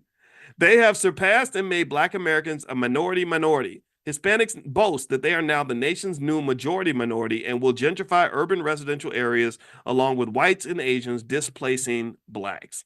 And that's what a lot of people in Chicago are protesting right now. They're very, very upset about this. The economic impact. Okay, so the economic impact of immigrants on Native Black Americans is quantifiable. For every 10%, now listen to this now. For every 10% increase in the number of immigrants, Native Black income is reduced by 0.3%. Blacks had an earnings ratio of 56 cents to every dollar earned by whites in the 1950s. Because of the Black Civil Rights Movement in the 1970s, Blacks' earnings ratio rose to 66% of every dollar earned by whites. So we went from 56 to 66. However, between 1970 and 1990, there was a 300% increase in the number of legal and illegal Asians and Hispanics that entered the country, and the ratio of blacks' earnings to white earnings dropped from 66% to 57%, where it was nearly 40 years earlier. So in 40 years, no progress in that earnings gap. Give me a yes if you follow that, if you understand what I said there. So what he's basically saying is that you are making progress when you have policies like affirmative action that were specifically designed to close the racial wealth gap, specifically designed to address grievances that were grievances that were done to you, right? But then when everything started to dilute, when other people started to jump in and grab your benefits, your income ratio went down again. So this is what he's saying here. In short, the 9-point economic gains due to the Black Civil Rights Movement were wiped out by the 300% increase in immigration population that occurred between 1970 and 1990. Employment, whether the and this is where we talk about black jobs, whether the job categories are skilled or unskilled, this nation has a long history of displacing blacks to make employment opportunities for other people. According to a U.S. Department of Commerce survey conducted in 1865, over 100,000 of the nation's 120,000 skilled artisans were Black Americans newly freed from slavery. What? Damn. Did y'all hear that? Let me read it again. This is interesting. According to a U.S. Department of Commerce survey conducted in 1865, over 100,000 of the nation's 120,000 skilled artisans were Black Americans newly freed from slavery. This is when we had trade, y'all. This is when we had skill. Let's pause for a moment and reflect on. Let's do an economic consciousness exercise. Are our kids coming out with skill now? Coming out of high school? Are the majority of our children coming out of school knowing how to do anything? Knowing how to, I don't know, paint things, build things, carpenters, bricklayers, plumbers, electricians, welders. Are they getting any of these trades coming out of school? I mean, I'm gonna just tell you like this, in my opinion, we should be ashamed of ourselves. We really should be ashamed. We should be absolutely ashamed that that people 100 years ago had more skill than we have right now with our bougie asses, our high tech, internet having asses, all these opportunities we supposedly have, all this progress we claim to have made, but our children have less skill than the children had 100 years ago. That's downright shameful. I'm very sorry. That's downright shameful. So anyway, let me keep going here.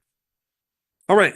So let's see here. During the same time that 100,000 of the 120,000 skilled artisans were Black Americans right after slavery, during the same time, 55 to 65% of all Southern farmers were Black and former slaves.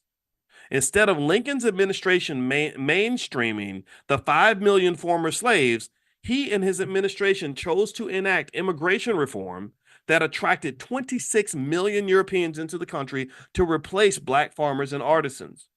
Initially, newly arriving immigrants replaced Northern native Blacks in the lowest paying and dirtiest jobs. Later waves of immigrants replaced native Blacks in the South as well as the North in skilled trades, artisan crafts, and agricultural-based occupations.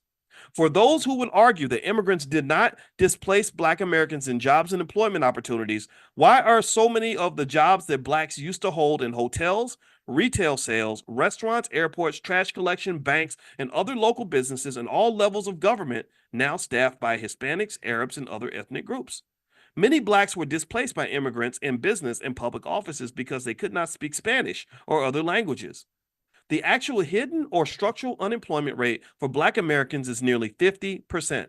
According to a report from the Center for Immigration Studies, matters were made worse between 2006 and 2016 when approximately 50% of all new jobs went to Hispanics. Where's the economic justice for Black Americans? And the scary, interesting part about this is that he's talking about 2016.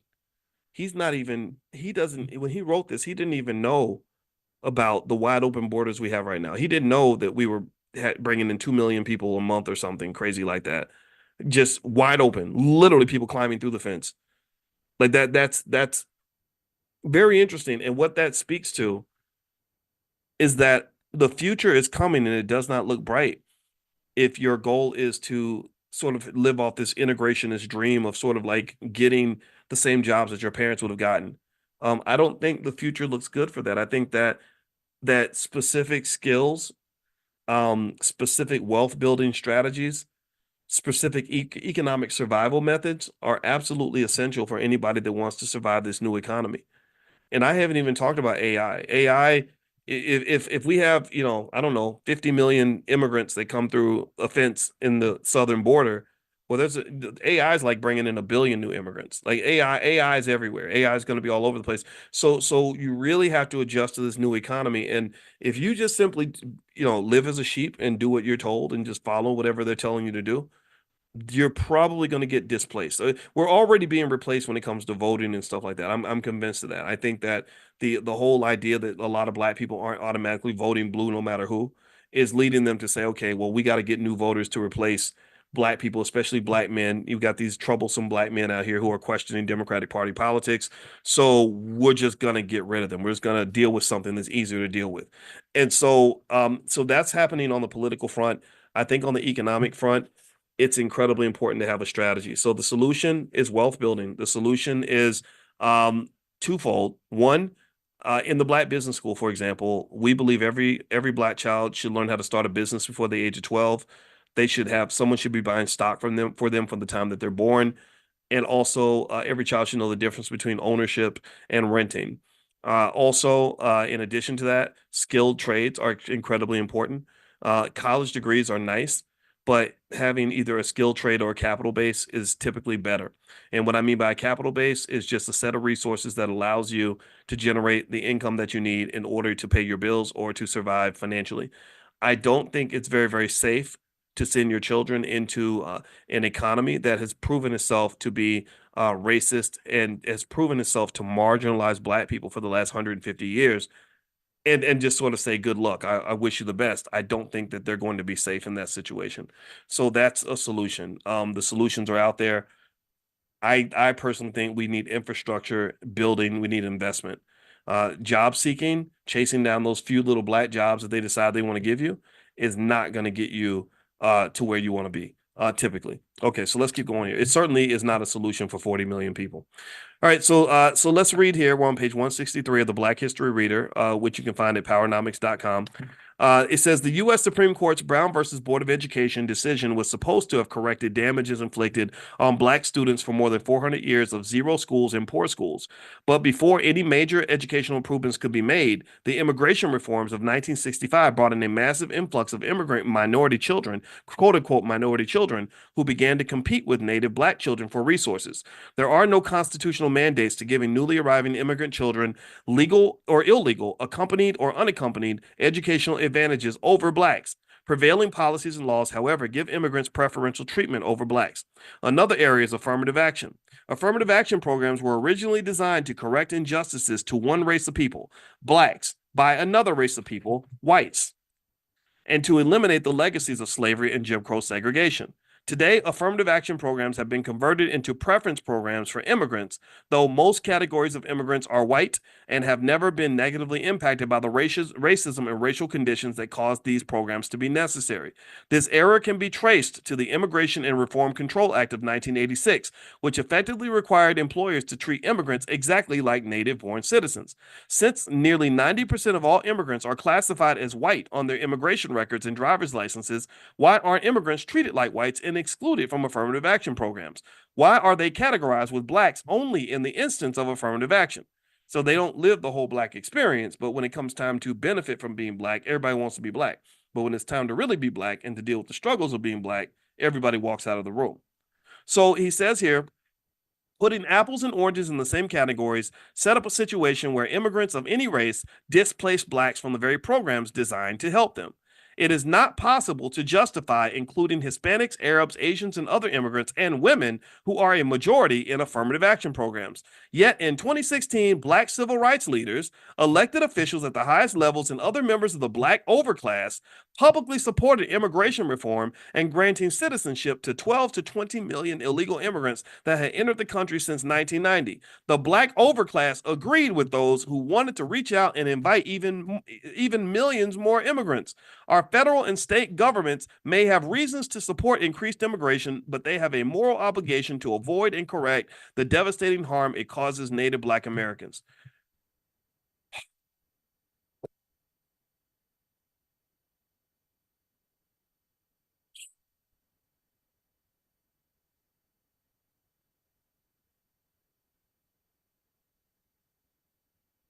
I'm done. There's nothing else to talk about. Um, I'm irritated. I'm very irritated because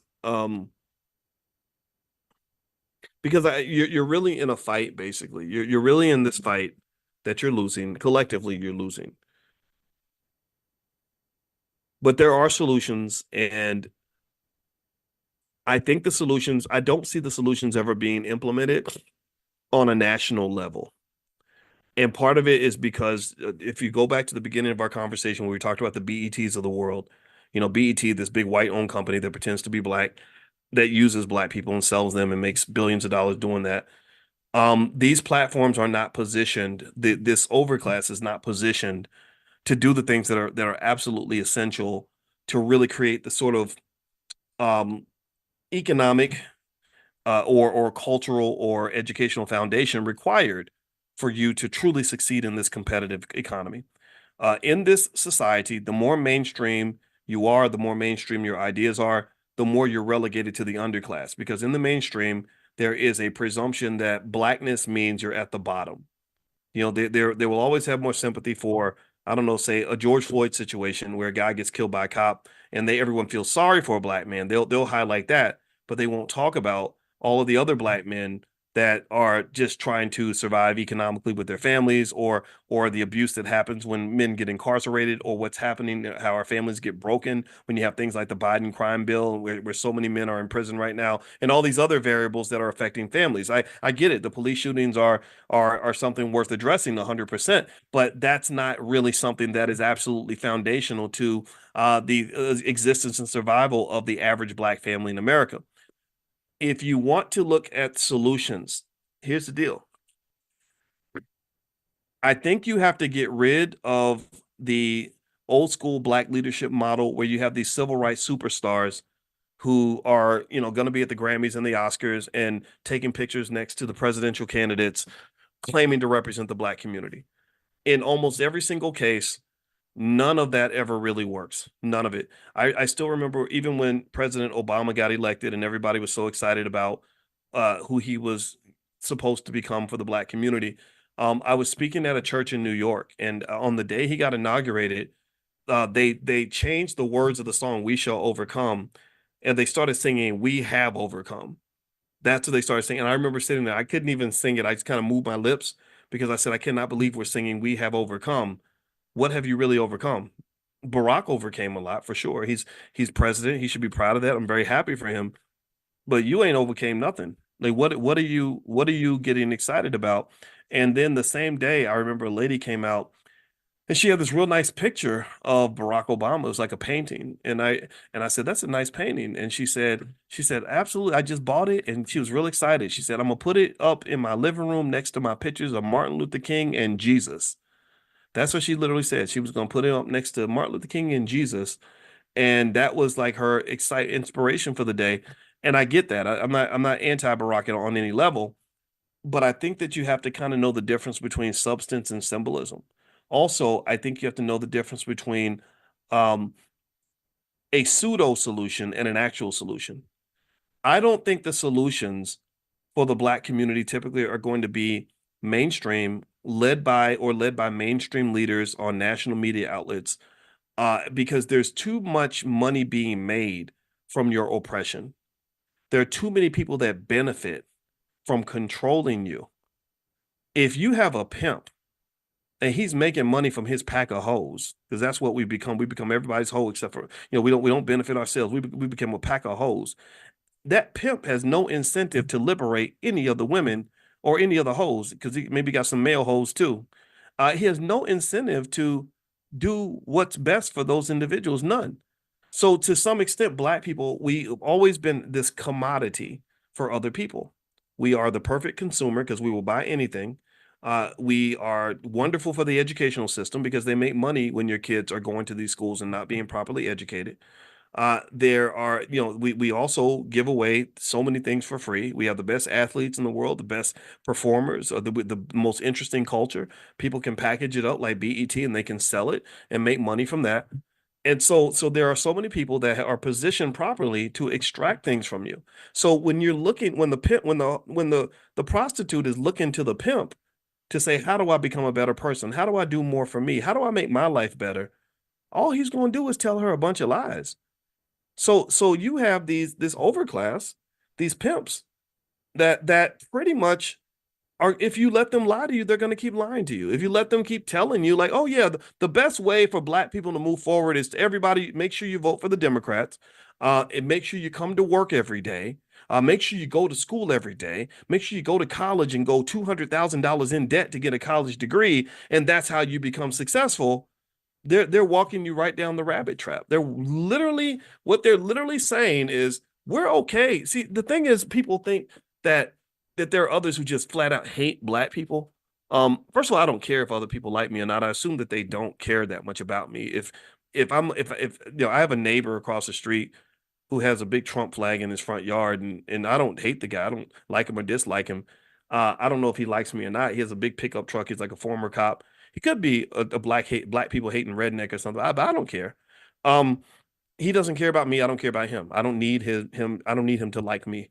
I just need him to like not bother me, right? So I don't know if there are all these people in the world that just sit around and think how I can, how do I hate black people today? I don't know if there are people out there like that. Maybe there are a few, but I don't think that there are lots of people like that per se. But I do know that if you're talking about people that are going to love you, that has to start with you. And if you talk about people that are going to represent your interests, you have to start with you. And so similar to that prostitute who, everywhere she turns, the pimp is always there explaining the world to her. She's going to have to get her validation from somewhere other than the pimp. She's going to have to get her advice from somewhere other than the individual who has a direct incentive to exploit her. Do you understand what I'm saying?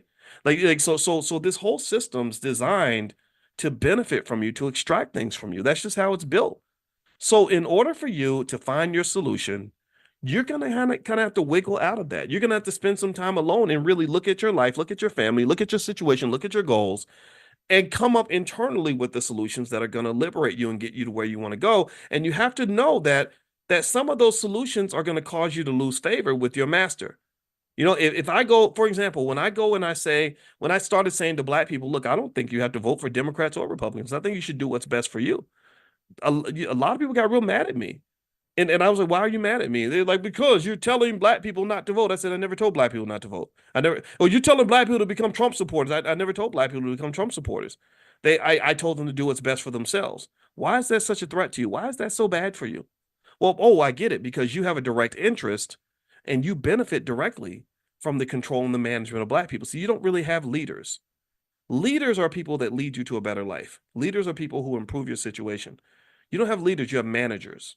Managers are people whose job it is to keep you in a nice little collective bucket so they can serve you up to the next person that wants to exploit you. They can pass you around. Like Diddy did with some of his victims. Shout out to poor Justin Bieber. I wonder if that's what happened to him. I'm not gonna say one way or the other, but that poor guy, he's been through something, right? So really, the thing is, I think we have to know the difference between people that want to serve the black community versus those who want to sell the black community.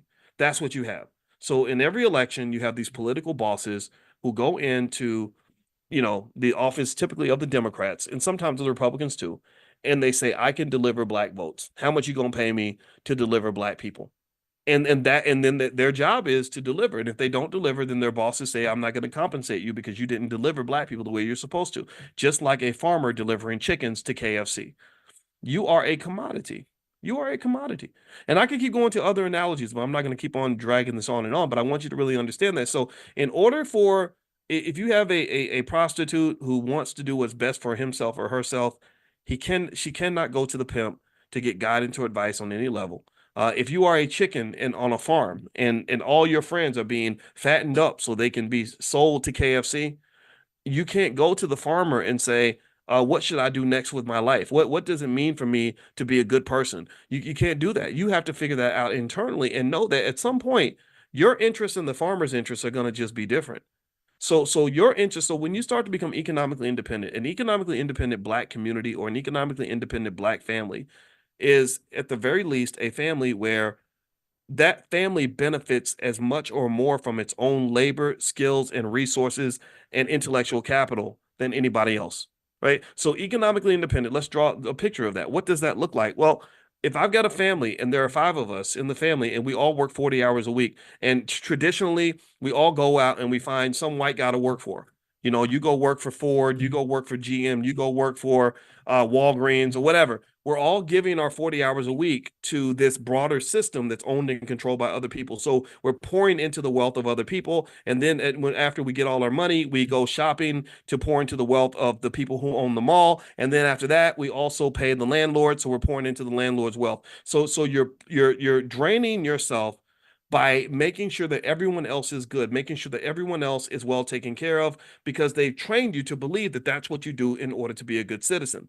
Well, an economically independent family, in my opinion, if you want a direct solution, is a family that says, how do we sort of shift the system a little bit where those benefits, at least a portion of those benefits, are coming to us too? How do I create a win-win with this economy instead of the win-lose that we were raised on? See, you were raised on a win-lose in this economy. And the win-lose means this. It means that you have millions of people in the black community who work hard every day, went to school, who have been very responsible, law-abiding citizens who have not broken any laws, raised their families properly, worked their butts off for 40 or 50 years, and are dying with a negative net worth, and somehow you feel screwed and you don't know why. You're trying to figure out, you're like, something isn't right, and I just don't know. Like, how is it that I did everything the way I was supposed to do it, but everybody was winning except for me? Well, that's because you got to really go back and question the assumptions of the game that you're playing. You have to sort of figure out, like, what does that look like for me to pour 40 hours of labor into something that's going to benefit me and the people that I care about, as opposed to pouring 40 hours into something that's not going to give me any benefits? What does it look like for me to spend money on a product that's where the part of that money is going to accrue to either myself or people that are in my space, versus me spending money in a place where those financial benefits aren't coming back at all? Do you understand? You have to think about these things. Critical thinking is essential for anybody that wants to deal with all this. You are going into, in my view, the most complicated economy and society that we've ever had. We've never had an economy, for sure, in American history that's more complicated than the one you're entering into now. You've got illegal immigration over here. You've got corrupt politicians and the failing government over there. You've got artificial intelligence back there. You're going to have to think. You're really going to have to think. And to me, what does that mean? Well, that heightens the importance of little things like the family meeting. Maybe we sit down together as a family and say, how are we going to help each other out? How are we going to make sure everybody in here is good? I've got an extra X number of hours per week that I'm going to put toward one of my goals. How do I do it in a way where I'm winning and you're winning? What partnerships can we come up with that allow us to bring our energy together, as opposed to dividing and diluting our energy by all of us just going out here chasing the black job? Right? Do you understand? That's what we all do that. A lot of us traditionally, we just do that. It's like, you got three siblings, all of you are hardworking, smart people, but all of y'all are running off trying to go get some degree and go work for some white man somewhere when you could be working with each other. What is it about white folks in creating businesses and institutions that makes us believe that they're the only ones who can do it? Asian people do it, Arab people do it, Jewish people do it, white people do it. We can do it too. And we are doing it, by the way. So shout out to those of you who are trying. And I just want you to understand that you're gonna fail. It's not gonna be perfect. It's not going to always make sense. It's going to be hard, but it's better than the other version of hard, which is where you work your butt off for 50 years and then you die broke, or you die with a net worth that is much lower than what it should be, or you find out that the people that you've been pouring into your whole life are all getting rich every time you're making that car note payment. The car dealer's getting rich. You pay your rent, the landlord's getting rich. You go to work, your boss is getting rich. What about you? Where are you getting rich in this process? And if you can't see where you're getting rich, where you're at least getting a piece of the benefits of all the things that God has blessed you with, then that means you playing the wrong game, partner. You in the wrong system. You got to fix it, buddy. You got to look around, elevate your consciousness. Consciousness is critical. So again, I want to reiterate, I am not here telling you what to do. When I talk like this, I know that there are people who get mad at me and they think that I'm out here just misleading people and all. I'm not telling you nothing about what you need to do next.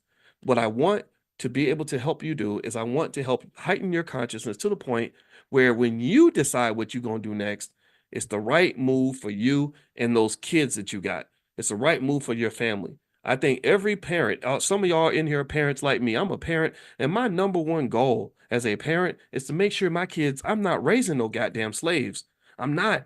I'm not raising, I'm not raising anybody's servant. I'm just not doing that. I want them, maybe they can serve humanity or something, do good things in the world. I want that, but I'm not raising, I don't want children that were raised under me to go out into the world and be miserable, broke, struggling, selling stuff that they shouldn't be selling just to go pay the rent. I don't want them in that situation. So I think, just something as basic as like loving yourself and loving your kids means that maybe it's worth sort of reconsidering the things that you were told, because a lot of things that they tell you are just wrong. And here's the thing about, and this is the last point I'm gonna make on this about capitalism, the dark side of capitalism, is that they're not just doing this to black people. They're not just doing this to you. They're doing this to everybody. The capitalist system, it harms it harms pretty much everybody, right? Anybody that's in the working class is pretty much getting screwed in America right now. I want to make that clear. So you're not the only ones, but it tends to happen worse to black people because we are so vulnerable. Do you understand? So effectively, when you're in that situation, I think it's important to at least start the conversation by realizing we don't have any friends, we don't have any true allies. Because if you were really an ally, you'd be fighting for us to get that 14 trillion in reparations. But from what I understand about money and power, people don't give those things away easily. So I hope that this discussion was beneficial to you. That's what I'm seeing. I thank God for Dr. Claude Anderson for explaining the truth behind the historical immigration policies and what that does to us. I'm not telling you that you have to agree with him. Maybe he's wrong about things. I'm not going to say that he's right about everything, but this is another perspective for you to consider. Okay. All right. So anyway, I'm going to let you guys go. Tomorrow morning, we're going to meet for a financial consciousness training. If you want to join us, we meet every morning at 10 a.m. Eastern. It's 100% free to join the live session. So if you want to get an invite, you can text the word morning, MORNING, to 87948. Text morning to 87948. And also, if you live in another country and you can't text the word morning, just go to drboyceelevate.com. That's drboyceelevate.com. I'll send you an invitation, and we're going to meet tomorrow morning because I want your economic consciousness on 10. That when you have that heightened awareness, you just understand things better and you can get more out of life that you want without sort of hoping that somebody eventually gives you things that people just don't give away. Nobody gives away money and power. You got to learn how to take it. All right. So let's see. Where can you hear the recording? Well, this particular recording, I am streaming on my YouTube channel, which is drboycetv.com. If you want all of the trainings that we've done in this class, we've probably done 200 or 300 by now. You can actually go to drboycebookclub.com, or I think Amani's in the chat. Maybe Amani, if you have the link, you can share the link where if you want to just go get them all and you can share them with your family. There we go. Amani put the link in the chat. So feel free to take a look at that, and all of that's in there. And in addition to that, if you want to get a copy of my book, The 10 Commandments of Black Economic Power, you can go to drboycebooks.com. That's drboycebooks.com, and use the code word book club, all one word. You get 30% off. All right, guys. Well, have a good night. God bless you. It was great to see you, and hopefully I'll see you guys in the morning for consciousness training. And I wish you the best. So let's educate ourselves. Let's be great. Let's make black people great again. I'm kidding. We've always been great. We never stop being great. It's other people who got to be great again.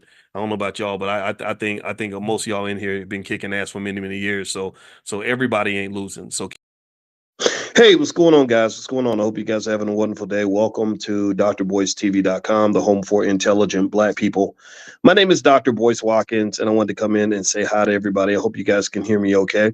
I wanted to come in and talk about this term black jobs. I heard Donald Trump mention black jobs the other day during the debate, and I've seen a lot of reactions to that term. I didn't know exactly what he meant by black jobs. I thought it was kind of a strange way to describe an economic situation. And I thought that as a person who studied finance for a while, that I would jump in on this discussion. In case you don't know my background, my doctorate's in finance. I taught at Syracuse University for 13 years on the finance faculty. So money and economic issues in the Black community is my number one concern. Now, before I get started, though, could you guys give me a quick yes in the chat if you can hear me? Let me know really quickly if you can hear me. Give me a quick yes. Shout out the city you're from. Just let me know that I'm coming through okay. I'm in a hotel, and the hotel Wi-Fi is usually pretty crappy. And I'm also being a dance dad this weekend, so it's kind of kept me from being able to connect with you guys the way that I want to. I know that you guys know every single morning we do Money in the Morning, where we teach the art of economic elevation. And it's a free class for anybody, and there are thousands of you have signed up. And I want thousands more of you to just know that there is a finance professor out here that's willing to talk to you every single day, that wants you to be the best you can be economically. So when Trump uses the term black jobs, y'all know I'm on the job. I'm like, okay, let me go ahead and provide some perspective. So I want to say hi really quickly to Yoshika, and I see Coach Bettis. Good to see you, brother. It makes you think about Jerome Bettis, the great football player. Keith Patillo from the Patillo family. I know the Patillo family, and let me tell you, that is Black excellence just in progress, in motion. I love when I see families that are on top of their game. So what's up? And also, what's up, Rodney from St. Louis, and Gino? Good to see everybody. Heather Elliott from Raleigh, North Carolina. Good to see you. All right, so let me hop in. How many of you, give me a yes or no if you saw Trump's debate? How many of you watched the debate the other day where Trump and Biden went up there, and it kind of became just, kind of a shit show, kind of what you expect. You got a couple of pretty immature guys up there. One guy looks a little bit too old to be president. The other guy is a little too arrogant to be president. I think Trump could be a textbook narcissist. I believe that's why he got along so well with Kanye West. I've told you all about the time Kanye called me, and we talked for about 10 hours over a 4-day period. And I was trying to sort of get through to him, and it was very, very difficult because he kind of lives in his own little world. And it became so frustrating that my wife just said, I don't know if this is good for you, your stress levels. And I tell you, it's not fun. It's not fun to talk to people who just are out of touch. And I'm gonna tell you, Donald Trump is not. I've never thought of him as a good person. He's not a. If you believe he's unethical, then you're probably right. Anybody who's been in the boxing industry, hung out with Russian gangsters, and done business with people like Don King and Al Sharpton his whole career, you know that there's something going on there, something that's not on the up and up. But I want to say this clearly though too. I don't blame you for whoever you want to vote for. I want to make that clear too. Because I have big issues with Biden. If you remember, Biden incarcerated more Black men than any president in American history, other than the ones during slavery. I don't even know if there were slave presidents that sent more Black men to prison than Biden did. He called y'all super predators. There are men and women in prison right now, people in prison right now today that were locked up in the 90s under Biden's 3 strikes laws. And y'all want to walk around here tap dancing, acting like it's okay. No, it ain't okay. I'm not. I don't get that. I don't get the low self-esteem or the fear where we have so much fear that we'll just let people just scare us into voting for whoever. I don't do that. That's just not what I believe in. But you could do what you want to do. If you want to pick the lesser of two evils, I'm not going to knock you for that. I'm just not a fan of that. But anyway, guys, so I don't have a ton of time. My wife and I are going to be leaving pretty soon, but I wanted to kind of talk about this whole black jobs thing. All right, so so let's kind of break this down real quick. When I heard the term, I didn't think much of it at the time, but then I saw the internet kind of reacted to it. And as you know, Black unemployment has been a trigger topic, an important discussion talking point for many years. During the Obama administration, Black unemployment was something that was discussed almost every single week. At that time, I was talking a lot about Black unemployment also, because if you recall, Obama said something back a long time ago about the rising tide will lift all boats. which is basically kind of like this false integrationist narrative that says that if we help everybody, if we help white people, then that's going to naturally help black people too. And the Democratic Party's kind of run with that. I think Obama set the precedent for them to say, "Hey, we're doing these things for all these other people," and given that black people fit in these categories with these other people, they're going to be helped too. Like so, when Biden brought up black economics, he said, we're passing laws to help mothers with childcare costs, and there are many black mothers. Therefore, black people are benefiting from what we did for mothers, and that's a lazy way to address the racial wealth gap. That is a racist way to address the racial wealth gap, and let me explain why. Let me explain why. What you're basically doing is you're saying, hey, we're not going to do anything specific to help the black community. We're going to do things for everybody and then talk about how black people benefit too. Right. Like it's not like somebody giving you a ride. If I say I need a ride to a specific location, and then I say, well, we're going out west anyway, so why don't you pick a different location and we'll give you a ride there? I'm not gonna give you a ride specifically because you need a ride or specifically to the place you want to go. I'm going to just take you where I was already gonna go and then take credit for giving you a ride in addition to everybody else. That's very different from me saying, I'm going to specifically give you a ride to specifically go where you want to go. And this is what black people are dealing with. You specifically were targeted for an unbelievable amount of racism for 200 and something years. More than that, actually, 400 years. You were specifically targeted because of the color of your skin. They specifically robbed you of your economics. They specifically enslaved you. They weren't enslaving single moms. They weren't enslaving gay people. They were enslaving black people. We know these things. So they were specifically targeting you for all this racial abuse you've experienced. So you should be given a specific remedy. And the Democrats want to avoid the specific remedies. And that's the problem that you have on the Democrat side. Now, because I hope my wife will let me have 10 minutes to do this conversation because I want to dig into this black jobs thing a little bit. And as I move on, do me a favor. Could you please hit the thumbs up button, thumbs up, share, subscribe. And just as an FYI, I have a new book out. It's called The 10 Commandments of Black Economic Power. Simple rules that if any family follows these rules, they will have a massive amount of generational wealth in less than 10 to 20 years. So if you want to take a look at that book, just feel free to go to drboycebooks.com. And also my wife is a licensed therapist and a full professor of social work, Dr. Alicia Watkins. And she also has workbooks on things like financial anxiety and dealing with financial trauma and ways that you can overcome. These are called solutions. I know we're not used to solutions, but that's what we talk about in the Black Business School. So feel free to go to drboycebooks.com. All right. So here's the deal. So Trump uses this term black jobs. And everyone kind of, gets in a tizzy about it. And again, I'm not a fan of Donald Trump. And I thought about this term. I said, what does that mean? What the hell is a black job? I don't know what that means. I felt the way a lot of people felt. I had to meditate on it. I had to sit back and literally look into the universe and talk to God and say, what the hell? What's a black job? Is it a job that is black? Is it a job that's just for black people? Is it a job that's occupied by a black person? And so I thought about it. And so here are my interpretations of the term black jobs. First off, a term's definition can change based on who's actually saying it. That's the first thing.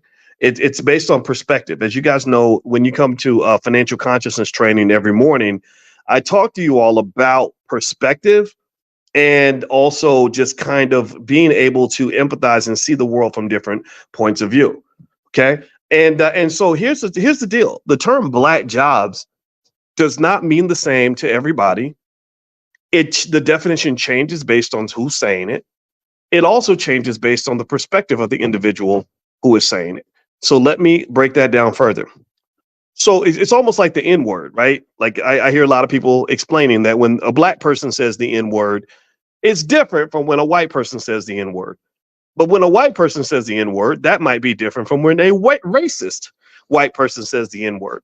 And even when a black person says the N word, that's different from an angry black person saying the N word. Let me know if you're following this. Right? If I say, what's up, my igga? That's different from me saying, get out of my face, igga. Right? That's two different. The same guy, same race, it just means different things. If a white guy says it, you got the wiggers, the wiggers, the white guys who think they're black.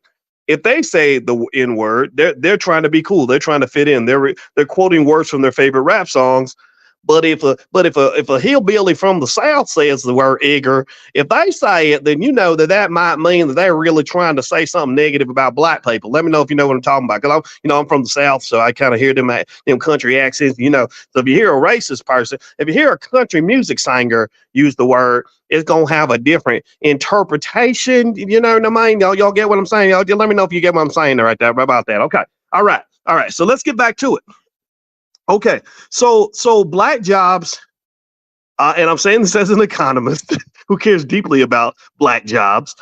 It means different things from different people based on different interpretations, different situations. Okay, so when Donald Trump says black jobs, I can't tell you exactly what that means. I cannot go into that man's mind. What am going to guess is that there are a couple ways to look at it. The worst interpretation of the term black jobs could be this. It could be that there are certain jobs in society that are typically occupied by black people that most other people do not take, right? Just like there might be immigrant jobs or rich white people jobs, right? If you think about the job, if someone is wealthy and white and they say, my son got an internship this summer, okay, this is a rich white people job. So that's going to be maybe they're working at Goldman Sachs, or they're doing something with some exclusive bank and working with wealthy clients or whatever, right? Whereas when I was in high school, the type of jobs I had were like restaurant jobs, and also on top of that, the black men did not get the nice jobs like the white girls. The white girls would get to work out front. They would get to work the cash register and all that stuff. They didn't trust me with the money. They had me in the back washing dishes. That was my version of my black job. So there is a belief that there are certain jobs that black people tend to acquire or tend to be allowed to take that other people don't take. And you guys know, if you've been following this platform for even 30 seconds, you'll know that I've explained that part of the reason that you get locked into so-called black jobs is because you fell for this fairy tale of a myth called integration. You fell for this false belief that by selling your black-owned businesses, giving up all of your banks, giving up your insurance companies, giving up your institutions, giving up black-owned schools, giving up black-owned bus companies, whatever the case may be, you believe that by giving up all your businesses and going to work for institutions owned by your oppressor, that somehow that would lead you to have a better life. Tell me if I'm lying. Tell me if I'm lying. All these Negroes sitting there complaining about how racist the NFL is, or how the NBA hired a white boy to coach the Lakers when there are qualified black men like Sam Cassell who could have taken the job. They're in the same tradition of the poor people who forget that we used to own the Negro leagues. We used to have a professional sports league. We used to own all of that. But when you don't own the house, you don't get to pick the color of the bedroom. When it ain't your house, you don't make the rules in another man's house. That is a simple rule of the universe that we forgot because somehow they socially engineered us to be a pack of punks. They socially engineered us to be weak and scared and submissive, and I'm not part of that clique. So in this society, if you want to know, are there black jobs versus white jobs? Hell yeah, there are. Because you burned down your own house so you could become roommates with massa. That's what you did. When you got all caught up in the whole civil rights, we shall overcome. And we celebrated the idea of a black man getting his head bashed in so that he could just have the privilege of spending his money at a white-owned business. What the hell is it? We didn't define it for what it was. We didn't call it for what it was. A mental illness. It is an absolute mental illness when I'm going to let another man beat me to within an inch of my life just so I can have an opportunity to give him my money. That ain't customer service, people. That's not customer service. So what I'm saying to you is that in this economy, you're right. There are black jobs. There are jobs that that black people tend to get that white people that white people don't want. If I go to Google and if I'm a black man and I want to go to Google and become an engineer, they're like, no, sorry, sir. They're not gonna say it. They're just gonna show you this. So they're gonna say, no, sir, that's not a black job. But if you came in and you want to rap at our annual Christmas party, oh, that's a black job. You know, I bet you if you go to Google and you have a meeting of all their senior engineers, I bet you there might only be one black guy in the room. Out of 300, there'll be one black guy and a bunch of white people, and Asians and Indians. Tell me if I am lying. Tell me if I'm lying. So senior engineer at Google, unfortunately, is not typically a black job. That's just the reality. But rapper, basketball player, stripper, those could be black jobs. You look at hip hop, you look at what they did to hip hop, how they got all the most popular female hip hop artists in the world, Lotto, Megan the Stallion, the other one, I can't remember all of them, but Ice Spice, whoever, they're all pretty much strippers. They're just strippers who know how to rap. So basically, that's a black job. Taylor Swift ain't twerking when she goes. Or Taylor Swift can make $1 billion without shaking her ass one time. Not at least not in a way that's overly sexual. She doesn't have to do all that. She just gets to sing. That's a white privilege. She's got a white job. Megan the Stallion has a black job. If Taylor Swift tried to do what Megan the Stallion does, not only could she not do it, but she would not be accepted. If Megan the Stallion decided she wanted to be the next Taylor Swift, they would say, no, Negro, sorry, that's not a black job. So there are in a racist society, which America is, in so-called fake in the space of false integration, you have black jobs and you do have white jobs. That's the reality. Now, whether or not Trump was referring to this when he spoke, I have no idea. I can't get in that man's head. He's a little weird. I don't know what he's thinking. But that's what I hear when I hear the term black jobs. Now, let's move on to another interpretation. Before I do that, if you could, please hit the thumbs up button, thumbs up, share, subscribe. And I want to remind you guys, if you want to join us for our morning, we do Money in the Morning financial consciousness training. It's a class that's 100% free. It's 7 days a week. Every morning, it's at 10 a.m. Eastern. If you want to join us for free, text the word morning to the number 87948. Just text morning to 87948. Or you can also go to drboyceelevate.com if you live in another country. I could not make it this morning, guys. I apologize. My daughter is in the big dance. She's at the Dance Nationals. And on Saturday, they do the big showdown. And so she had 2 dance routines this morning. One of them was precisely at the time of our class. So that's why I had to send you guys a text to let you guys know I couldn't make it. But y'all know that if on any other day, I'm going to be right there with you. Because I think that economic elevation is critical for us to understand how we're being screwed economically. Economic elevation is critical for us to understand why white people have all the wealth and we don't. Economic elevation is critical for us to understand why black wealth continues to go down as white wealth is going up. Think about it. You work harder than everybody else. A lot of y'all are going to school. A lot of y'all are doing all the right things. You're going to work. You're not breaking the law. You're doing everything right, but yet your wealth is going down. How in the hell is that happening? How's that happening? Well, I'm going to dare jump in and say, I'm going to put on my finance professor hat and say that it's happening because our economic consciousness is not very high. They are literally they're pickpocketing you. Like when I was in Paris one time, these little white girls came up to me, 3 of them, and they were talking to me about this petition. And they were trying to get me to look at this petition. They were like, we're trying to do a petition for the blah, blah, blah, blah, blah.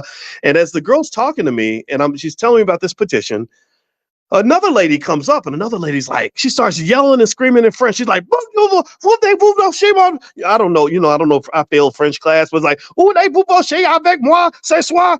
Maybe that wasn't what she was saying, but she was yelling at the other girls. I did not understand why she was yelling at them.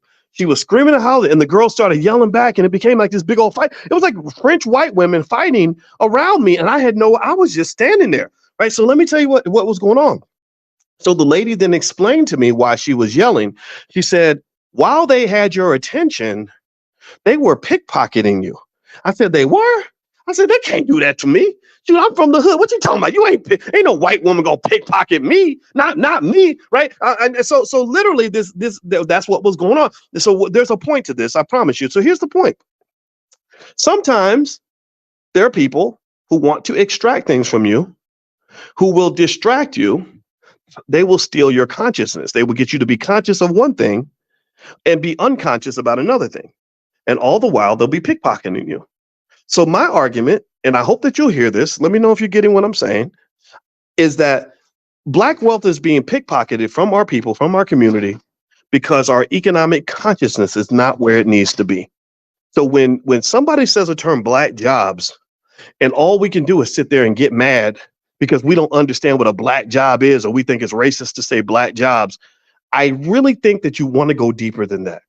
That's my point. I really think you want to go deeper than just, oh man, because they said Black jobs. Because seriously, if you're caught up in the Democrat Republican nonsense, that means that if you're a Democrat, you're only mad about the term Black jobs because Trump said it. You wouldn't be mad if Biden had said it, because Lord knows Biden was mumbling a whole bunch of other shit up there because that man is too old to be president, and you know it. Right. And if Biden had said Black jobs, the Democrats wouldn't be mad. And the Republicans would be the ones saying, oh, see, they're racist. They said the term Black jobs. Right. So get away from the Democrat Republican stuff, because that's all silly. So let me kind of give you another interpretation of the term Black jobs. So that first interpretation could be that there are certain jobs that are for Black people and other jobs that are not for people who are not Black. Like I mentioned, like me being a dishwasher, when I worked at the Hungry Pelican restaurant when I was 14 years old, that was a Black job. That was the kind of job the Black guys got. I didn't get to be a host to greet the customers. I didn't get to run the cash register because that was not a Black job. Another interpretation of the Black job term could be jobs that are just possessed by Black people. So if I say Black jobs, and my goal is not to be racist toward my own people, that will make me a weirdo. If I say the term Black jobs, what I would be referring to is all the jobs in our society that are controlled by Black people right now. So being a bus driver could be a Black job if a Black man has that job. Being a surgeon could be a Black job if a Black woman has that job. Being a nurse could be a Black job if a Black man has that job. Being a hostess at a restaurant can be a Black job, right? So any job owned or possessed by a Black person, because you don't own your job, by the way, your boss owns your job. Let's make sure you're clear about that. You're renting your job, or you're renting yourself to the job, however you want to look at it, but that's not yours, right? So when you die at your desk because they worked you into an early grave, they're going to replace you within a week and forget that you were ever there. So just make sure you understand that you don't own the job. You can't pass the job to your children. The best thing you can do for your children is put in a good word for the child and hopefully get the boss to draft your child, just like Bronny James got drafted by the Lakers because their father had put in years of good service for the company. All right. So whereas the owner of the Lakers doesn't have to ask anybody's permission if he wants to draft his son, when the owner of the Lakers drafted his children to come and work for the organization, he didn't have to ask for shit. He didn't have to go ask for anybody's permission. He didn't have to hope that the boss decided that he did a good enough job, that he's going to put in a good word for him and he's going to give him an opportunity. No, the owner of the Lakers, Jerry Buss, I believe that was his name. The owner of the Lakers, when he wanted to hire his children, he said, I'm hiring my children, right? So this is why, if you want to know why I'm a big advocate for Black-owned businesses, because I need you to know the difference between having a good business and having a good job. A lot of us will put a ton of energy into getting a good job and keeping a good job, but we won't put the same amount of energy into starting a good business and building a good business and keeping a good business, because that requires too much work. That's the reality. That's what you're dealing with. So when you talk about Black jobs, to me, a Black job is a job that is controlled by a Black person. Now, the immigration point, I think, is worth hearing. Dr. Claude Anderson, the author of Powernomics, the greatest economic thinker of the 20th century and beyond. He's the Black Marcus Garvey of today, or he's the new Marcus Garvey. Marcus was Black too, but he's the modern day Marcus Garvey. He says repeatedly in his books, and he wrote this in the early 90s, he said that immigration policy has been specifically designed to dilute the economic and political power of the Black community. That there was a time where your numbers were bigger, your economic share of the pie was bigger, your opportunities were bigger, and that is deliberately being undermined because they're bringing so many people in from other countries. And the other thing about immigration policy, and if you come to our Powernomics training, which we do for free in the Black Business School every Wednesday night, you would know that immigration policy was specifically designed based on skin color. So what they said was, they said, look, if you are immigrating from England, we'll take as many British folks as you want to bring. If you're immigrating from Spain, we'll take a ton of those. If you're coming in even from Mexico and South America, we'll take a ton of those. But if you're coming from Africa, wait, what? Nah, we don't want no Africans. Y'all need to stay over there, right? So because they said we don't need more black people, we need fewer black people. We don't need the Kool-Aid to be stronger. We need to water it down. You understand? They said we need the black community to be smaller, not bigger, because we're already afraid of these people. They're already doing major damage just by having 13% of the population. We don't want them to have 30% like they used to, because that's downright scary. So Dr. Claude Anderson has brought up the point that many of the black jobs, there go, I'm going to use that term. Call me what you want for saying the term black jobs, but you don't know what I'm talking about. Jobs that are controlled by black people. He specifically said that these jobs, these opportunities are getting scooped up by people from other countries because they really don't want to deal with you that much. They really don't. If you don't believe me, let me ask y'all a question. Give me a yes or no if you've ever seen this. Has anybody ever gone into like certain restaurants and noticed that damn near half the damn staff is speaking Spanish? If you go to places like California and other places, you'll know what I'm talking about. Has anybody ever noticed in your neighborhoods, like I see this in Chicago, construction sites where 40 years ago there would have been a bunch of black guys working on the construction project, but there are no black men over there. There are no black people over there. Has anybody noticed that?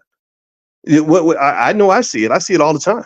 I see it all the time. So when you talk about that immigration issue, and you tell me somehow that having an endless flood of people from other countries coming into the U.S. is good for the black community, I'll tell you a damn lie. Y'all should know in Chicago right now, shout out to the black folks in Chicago. Black people in Chicago have been protesting the black mayor like crazy. They have been saying, you are bringing all these people in, giving them resources you never gave us. We've been begging for resources and we can't get a nickel, but you're going to pump millions of dollars into people who just got here. And then you're putting them in our neighborhoods. They're taking up space in our community and getting stuff that we've never got. So that to me is a point worth considering. I don't care who says it. I wish Biden and Trump would say it. But perhaps the reason Trump is gaining leeway in the black community is because he is talking about it. I don't know if he's going to do anything about it, though. I don't know if I don't really think he's going to be an asset to the community. I think that if you want real power, you're going to have to fight for it. If you want real power, you're going to have to plan for it. If you want real power, you're going to have to build for it. If you don't build for it, fight for it, and plan for it, then you will not have it. No politician is going to give that to you. No Democrat's going to deliver that for you. No Republican is going to deliver that for you. Even the independent candidates ain't really going to deliver that for you. You have to deliver that for you. So this is my position. So when you talk about the term black jobs, I would say there's two major ways to look at that. There are jobs that typically black people have more access to in our society. It's a racist society. So there are certain jobs that they don't want you to have. There's certain places they don't want you necessarily being the boss. This is why black-owned businesses are so important, because in my company, every job is a black job. In my organization, I have the ability to engage in whatever amount of nepotism or whatever you want to call it that I want, and I don't have to ask my boss's permission. I don't make as much money as LeBron James, but if I want my child to play on the same team as me, I don't have to go ask Jerry Buss if it's okay for me to do right by my child. I don't have to do that. And so to me, I think that one thing that's missing from our community that we have to really consider is pride. Pride is deeper than money. You can have $0 in your pocket and have $1 billion worth of pride. Pride might mean that you say, you know what, even if I can't build $1 billion company like you, I'm going to build my little $50,000 company and I'm going to make plans to grow it into $1 billion within a generation or two. Your pride means that even if you tell me that the only options I have on this earth are Democrat or Republican, that I can either be treated like a slave or be treated like a super slave, I'm not taking either one of those options because I'm too proud to allow you to get me to live on my knees. Pride means that we embrace the things that we need to embrace in order to build the community that we want. It means that we embrace the educational excellence necessary and the skills appropriate for the building of a community, so that when somebody defines what is a black job and what is a white job, It won't be me hoping that white people agree with me in my interpretation of what a black job should be. That my child will not have to just say, well, mama, I can't get a certain kind of job because, the white man ain't hiring and the white man won't decide that he want to give me an opportunity. See, your children need to be taught to create opportunities. What makes their kids better than your kids? What makes their people better than your people? It's attitude. It is belief in yourself. It is your commitment to developing infrastructure that's going to allow you to be able to shape the narrative that you want your life to have. I get deeply offended by this whole idea that everything that we want to do got to come down to whether or not we can convince white folks that it's the right move to make. I don't want to go. I get, there's a whole industry of these anti-racist speakers that literally all they do is, I'm not making fun of you. If you're in this category, please don't think I'm making fun of you. Keep doing your job. I hope you make $1 billion at it. But one thing they do is they do a job. This is a black job. Here you go. Here's a black job for you. Their black job is to go to all these white universities and talk to crowds full of white people and convince white people to stop being so mean to black people. That's their job. That's a black job. White people can rarely get that job. But then again, if they do take the job, they tend to get treated like superstars. Like they got Tim, what's his face? I forgot his name, Tim something. And he goes around and he talks about how terrible white people are and how black people are always perfect and whatever. And they love him for it. Well, that's not a black job I want. My job as a black man is not to convince a white man to like me. My job as a black man is not to convince white people that I'm worthy. My job as a black man is not to convince white folks that I am safe and decent. I know I'm safe and decent. My wife and daughters and my son, they know I'm safe and decent. Y'all know I'm safe and decent. My job is not to go and convince people who have been oppressing me or trying to oppress my people for a very long time. My job is not to convince my oppressor of anything. And one of the things that I think you have to understand is that you will box yourself into a trap if you believe that the only way for black people to have advancement in this society is to convince white people to allow us to have it. If you believe that the only path to liberation for black people is by getting white folks to be nicer to you, then I feel sorry for you because you're never going to go as far as you want to go. You'll only go as far as they want you to go. And let me tell you like this, I'm not going to just go as far as they want me to go. I'm going to go as far as I decide I'm going to go. Also, I'm going to go as far as God wants me to go. So just like I spoke to you guys the other day, we talked in class and I talked about knowing the difference between your plan, God's plan, and Massa's plan. See, Massa had a plan for you. Massa said, I'm going to give you the black job. Massa said, I'm going to give you the black experience.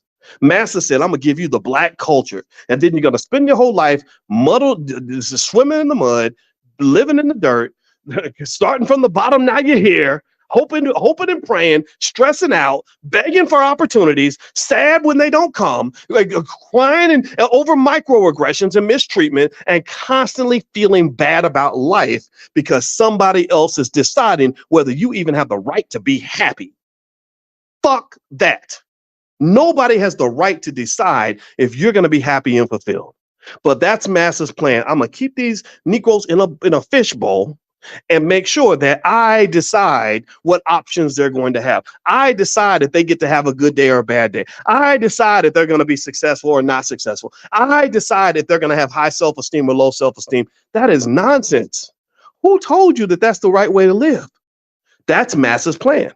And then if you're strong and you have some consciousness about you, you'll say, no, I'm not living by Massa's plan. I'm going to go with my plan. My plan is I'm going to decide what a black job is versus a white job. My plan is I'm going to be successful whether you like it or not. My plan is I'm going to get educated. My plan is I'm going to take care of my family. My plan is I'm going to be economically intelligent. My plan is that I'm going to prepare for the future. My plan is I'm going to build generational wealth. And I think that's a great step forward. Congratulations to all of you who have moved past Massa's plan to get to your plan. But I'm going to take you to another level of consciousness. And I'm going to do this real quick because my wife is waiting for me and she's being very patient. I appreciate that. Shout out to the black women who are patient with crazy black men like me. Without y'all, we can't be nothing. But there's another level to that. And I learned this through time. Remember, I'm 53 years young, so I'm not a kid no more, but I ain't Joe Biden age, but I'm not a kid. So I've learned a few things. So the next level I realize is that even my plan is not adequate. My plan is not the plan. The plan is God's plan. And what I learned through life as I fought my battles with racism, and I think I did okay. Wasn't no white man gonna hold me down. Wasn't nobody gonna make me feel oppressed. I was raised by Larry Watkins. He was a Vietnam veteran and who's killed people. He did not raise me to be no punk. So I ain't scared of racist white folks. I ain't scared of ignorant black folks. Never been scared. Never scared. But here's the thing. So even as I won these battles, I found out that there was a plan that was even bigger for me. I realized that my racial trauma, my experience as a black man growing up in Louisville, Kentucky, like Muhammad Ali, we both grew up in Louisville. My experience led me to even not see what my potential was. Even I didn't know what I was capable of accomplishing. So what happened was I realized I said, "Oh my God, God sees a bigger vision for me than I even see for myself." And so as that vision started to unfold, I started to realize that as much as I know, and I have a lot of education, I went to school a long time. To get a PhD, you got to take damn near every single class at the university. And I got my PhD over 20 something years ago, and I probably know 3 times more than I did when I finished my doctorate. So I've learned a lot. But the biggest thing I learned over time is how little I actually know. The biggest thing I learned over time was that connecting to God and really, really understanding what the potential was for all of us and knowing what God's plan is, or even trying to understand it or accept it as it unfolds, that's really the key to power. Because the power of God or the universe or whatever you want to call it, that's an infinite kind of power that man cannot control. Man cannot stop that. And I'm not saying this to be religious with you. I don't even go to church, to be honest with you, but I'm very spiritual. So I think that the strength of black people is that we are very spiritual people. And to me, when you allow your spirit to be deflated because you are scared of a racist, you are scared of some ignorant people that don't want to see you fly. To me, that is disconnecting from God. That is you disconnecting from what your purpose is. The greatest strength you have is that you are spiritual, and sometimes you got to operate on faith. That means, what does that mean? Let's translate that to real life. That means that you got to build that business sometimes on faith. Dude, I'm gonna do my best. I'm gonna learn as much as I can. I may not succeed, but I'm gonna still go hard. Sometimes you got to move forward based on intuition. You got to say, you know what? I know you're telling me that if this guy gets elected and I don't vote for this person, that bad things are going to happen. But you know what? My instincts are telling me that this is still not the right move for me. So I'm going to still move on faith. Maybe spiritually, being spiritually strong also means the ability to really try to see a vision for yourself and your family that is not limited by what is you see around you. It's not limited by your past. It's not limited by your condition. It's not limited by what people say you can and cannot do. It's there is no limit. When you really connect to that God level power, I don't think you can be stopped. So if you want to know who you're listening to every morning when I wake up, I would say you're probably listening to a man of God, but not so much in a way that says I'm perfect, not in a way that says I'm the guy you're going to see sitting next to you in church, but you're really talking to a man who literally every day when I get up and talk to you, I open my mouth and I say, let me see what God tells me to say. And I'm just going to say it, and I'm going to say it without fear.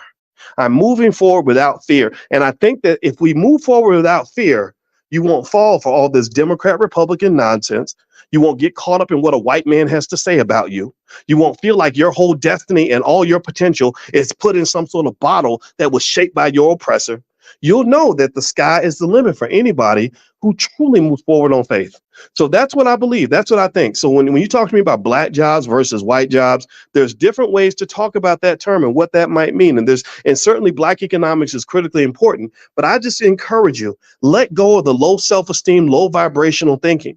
Let go of this whole idea of us operating in fear and operating under the expectation that we're going to be oppressed. Let's move forward by expecting the best of ourselves. Again, every time you get mad because a white man tells you you got to take the black job over the white job, the question is you got to say, well, who's creating the damn jobs?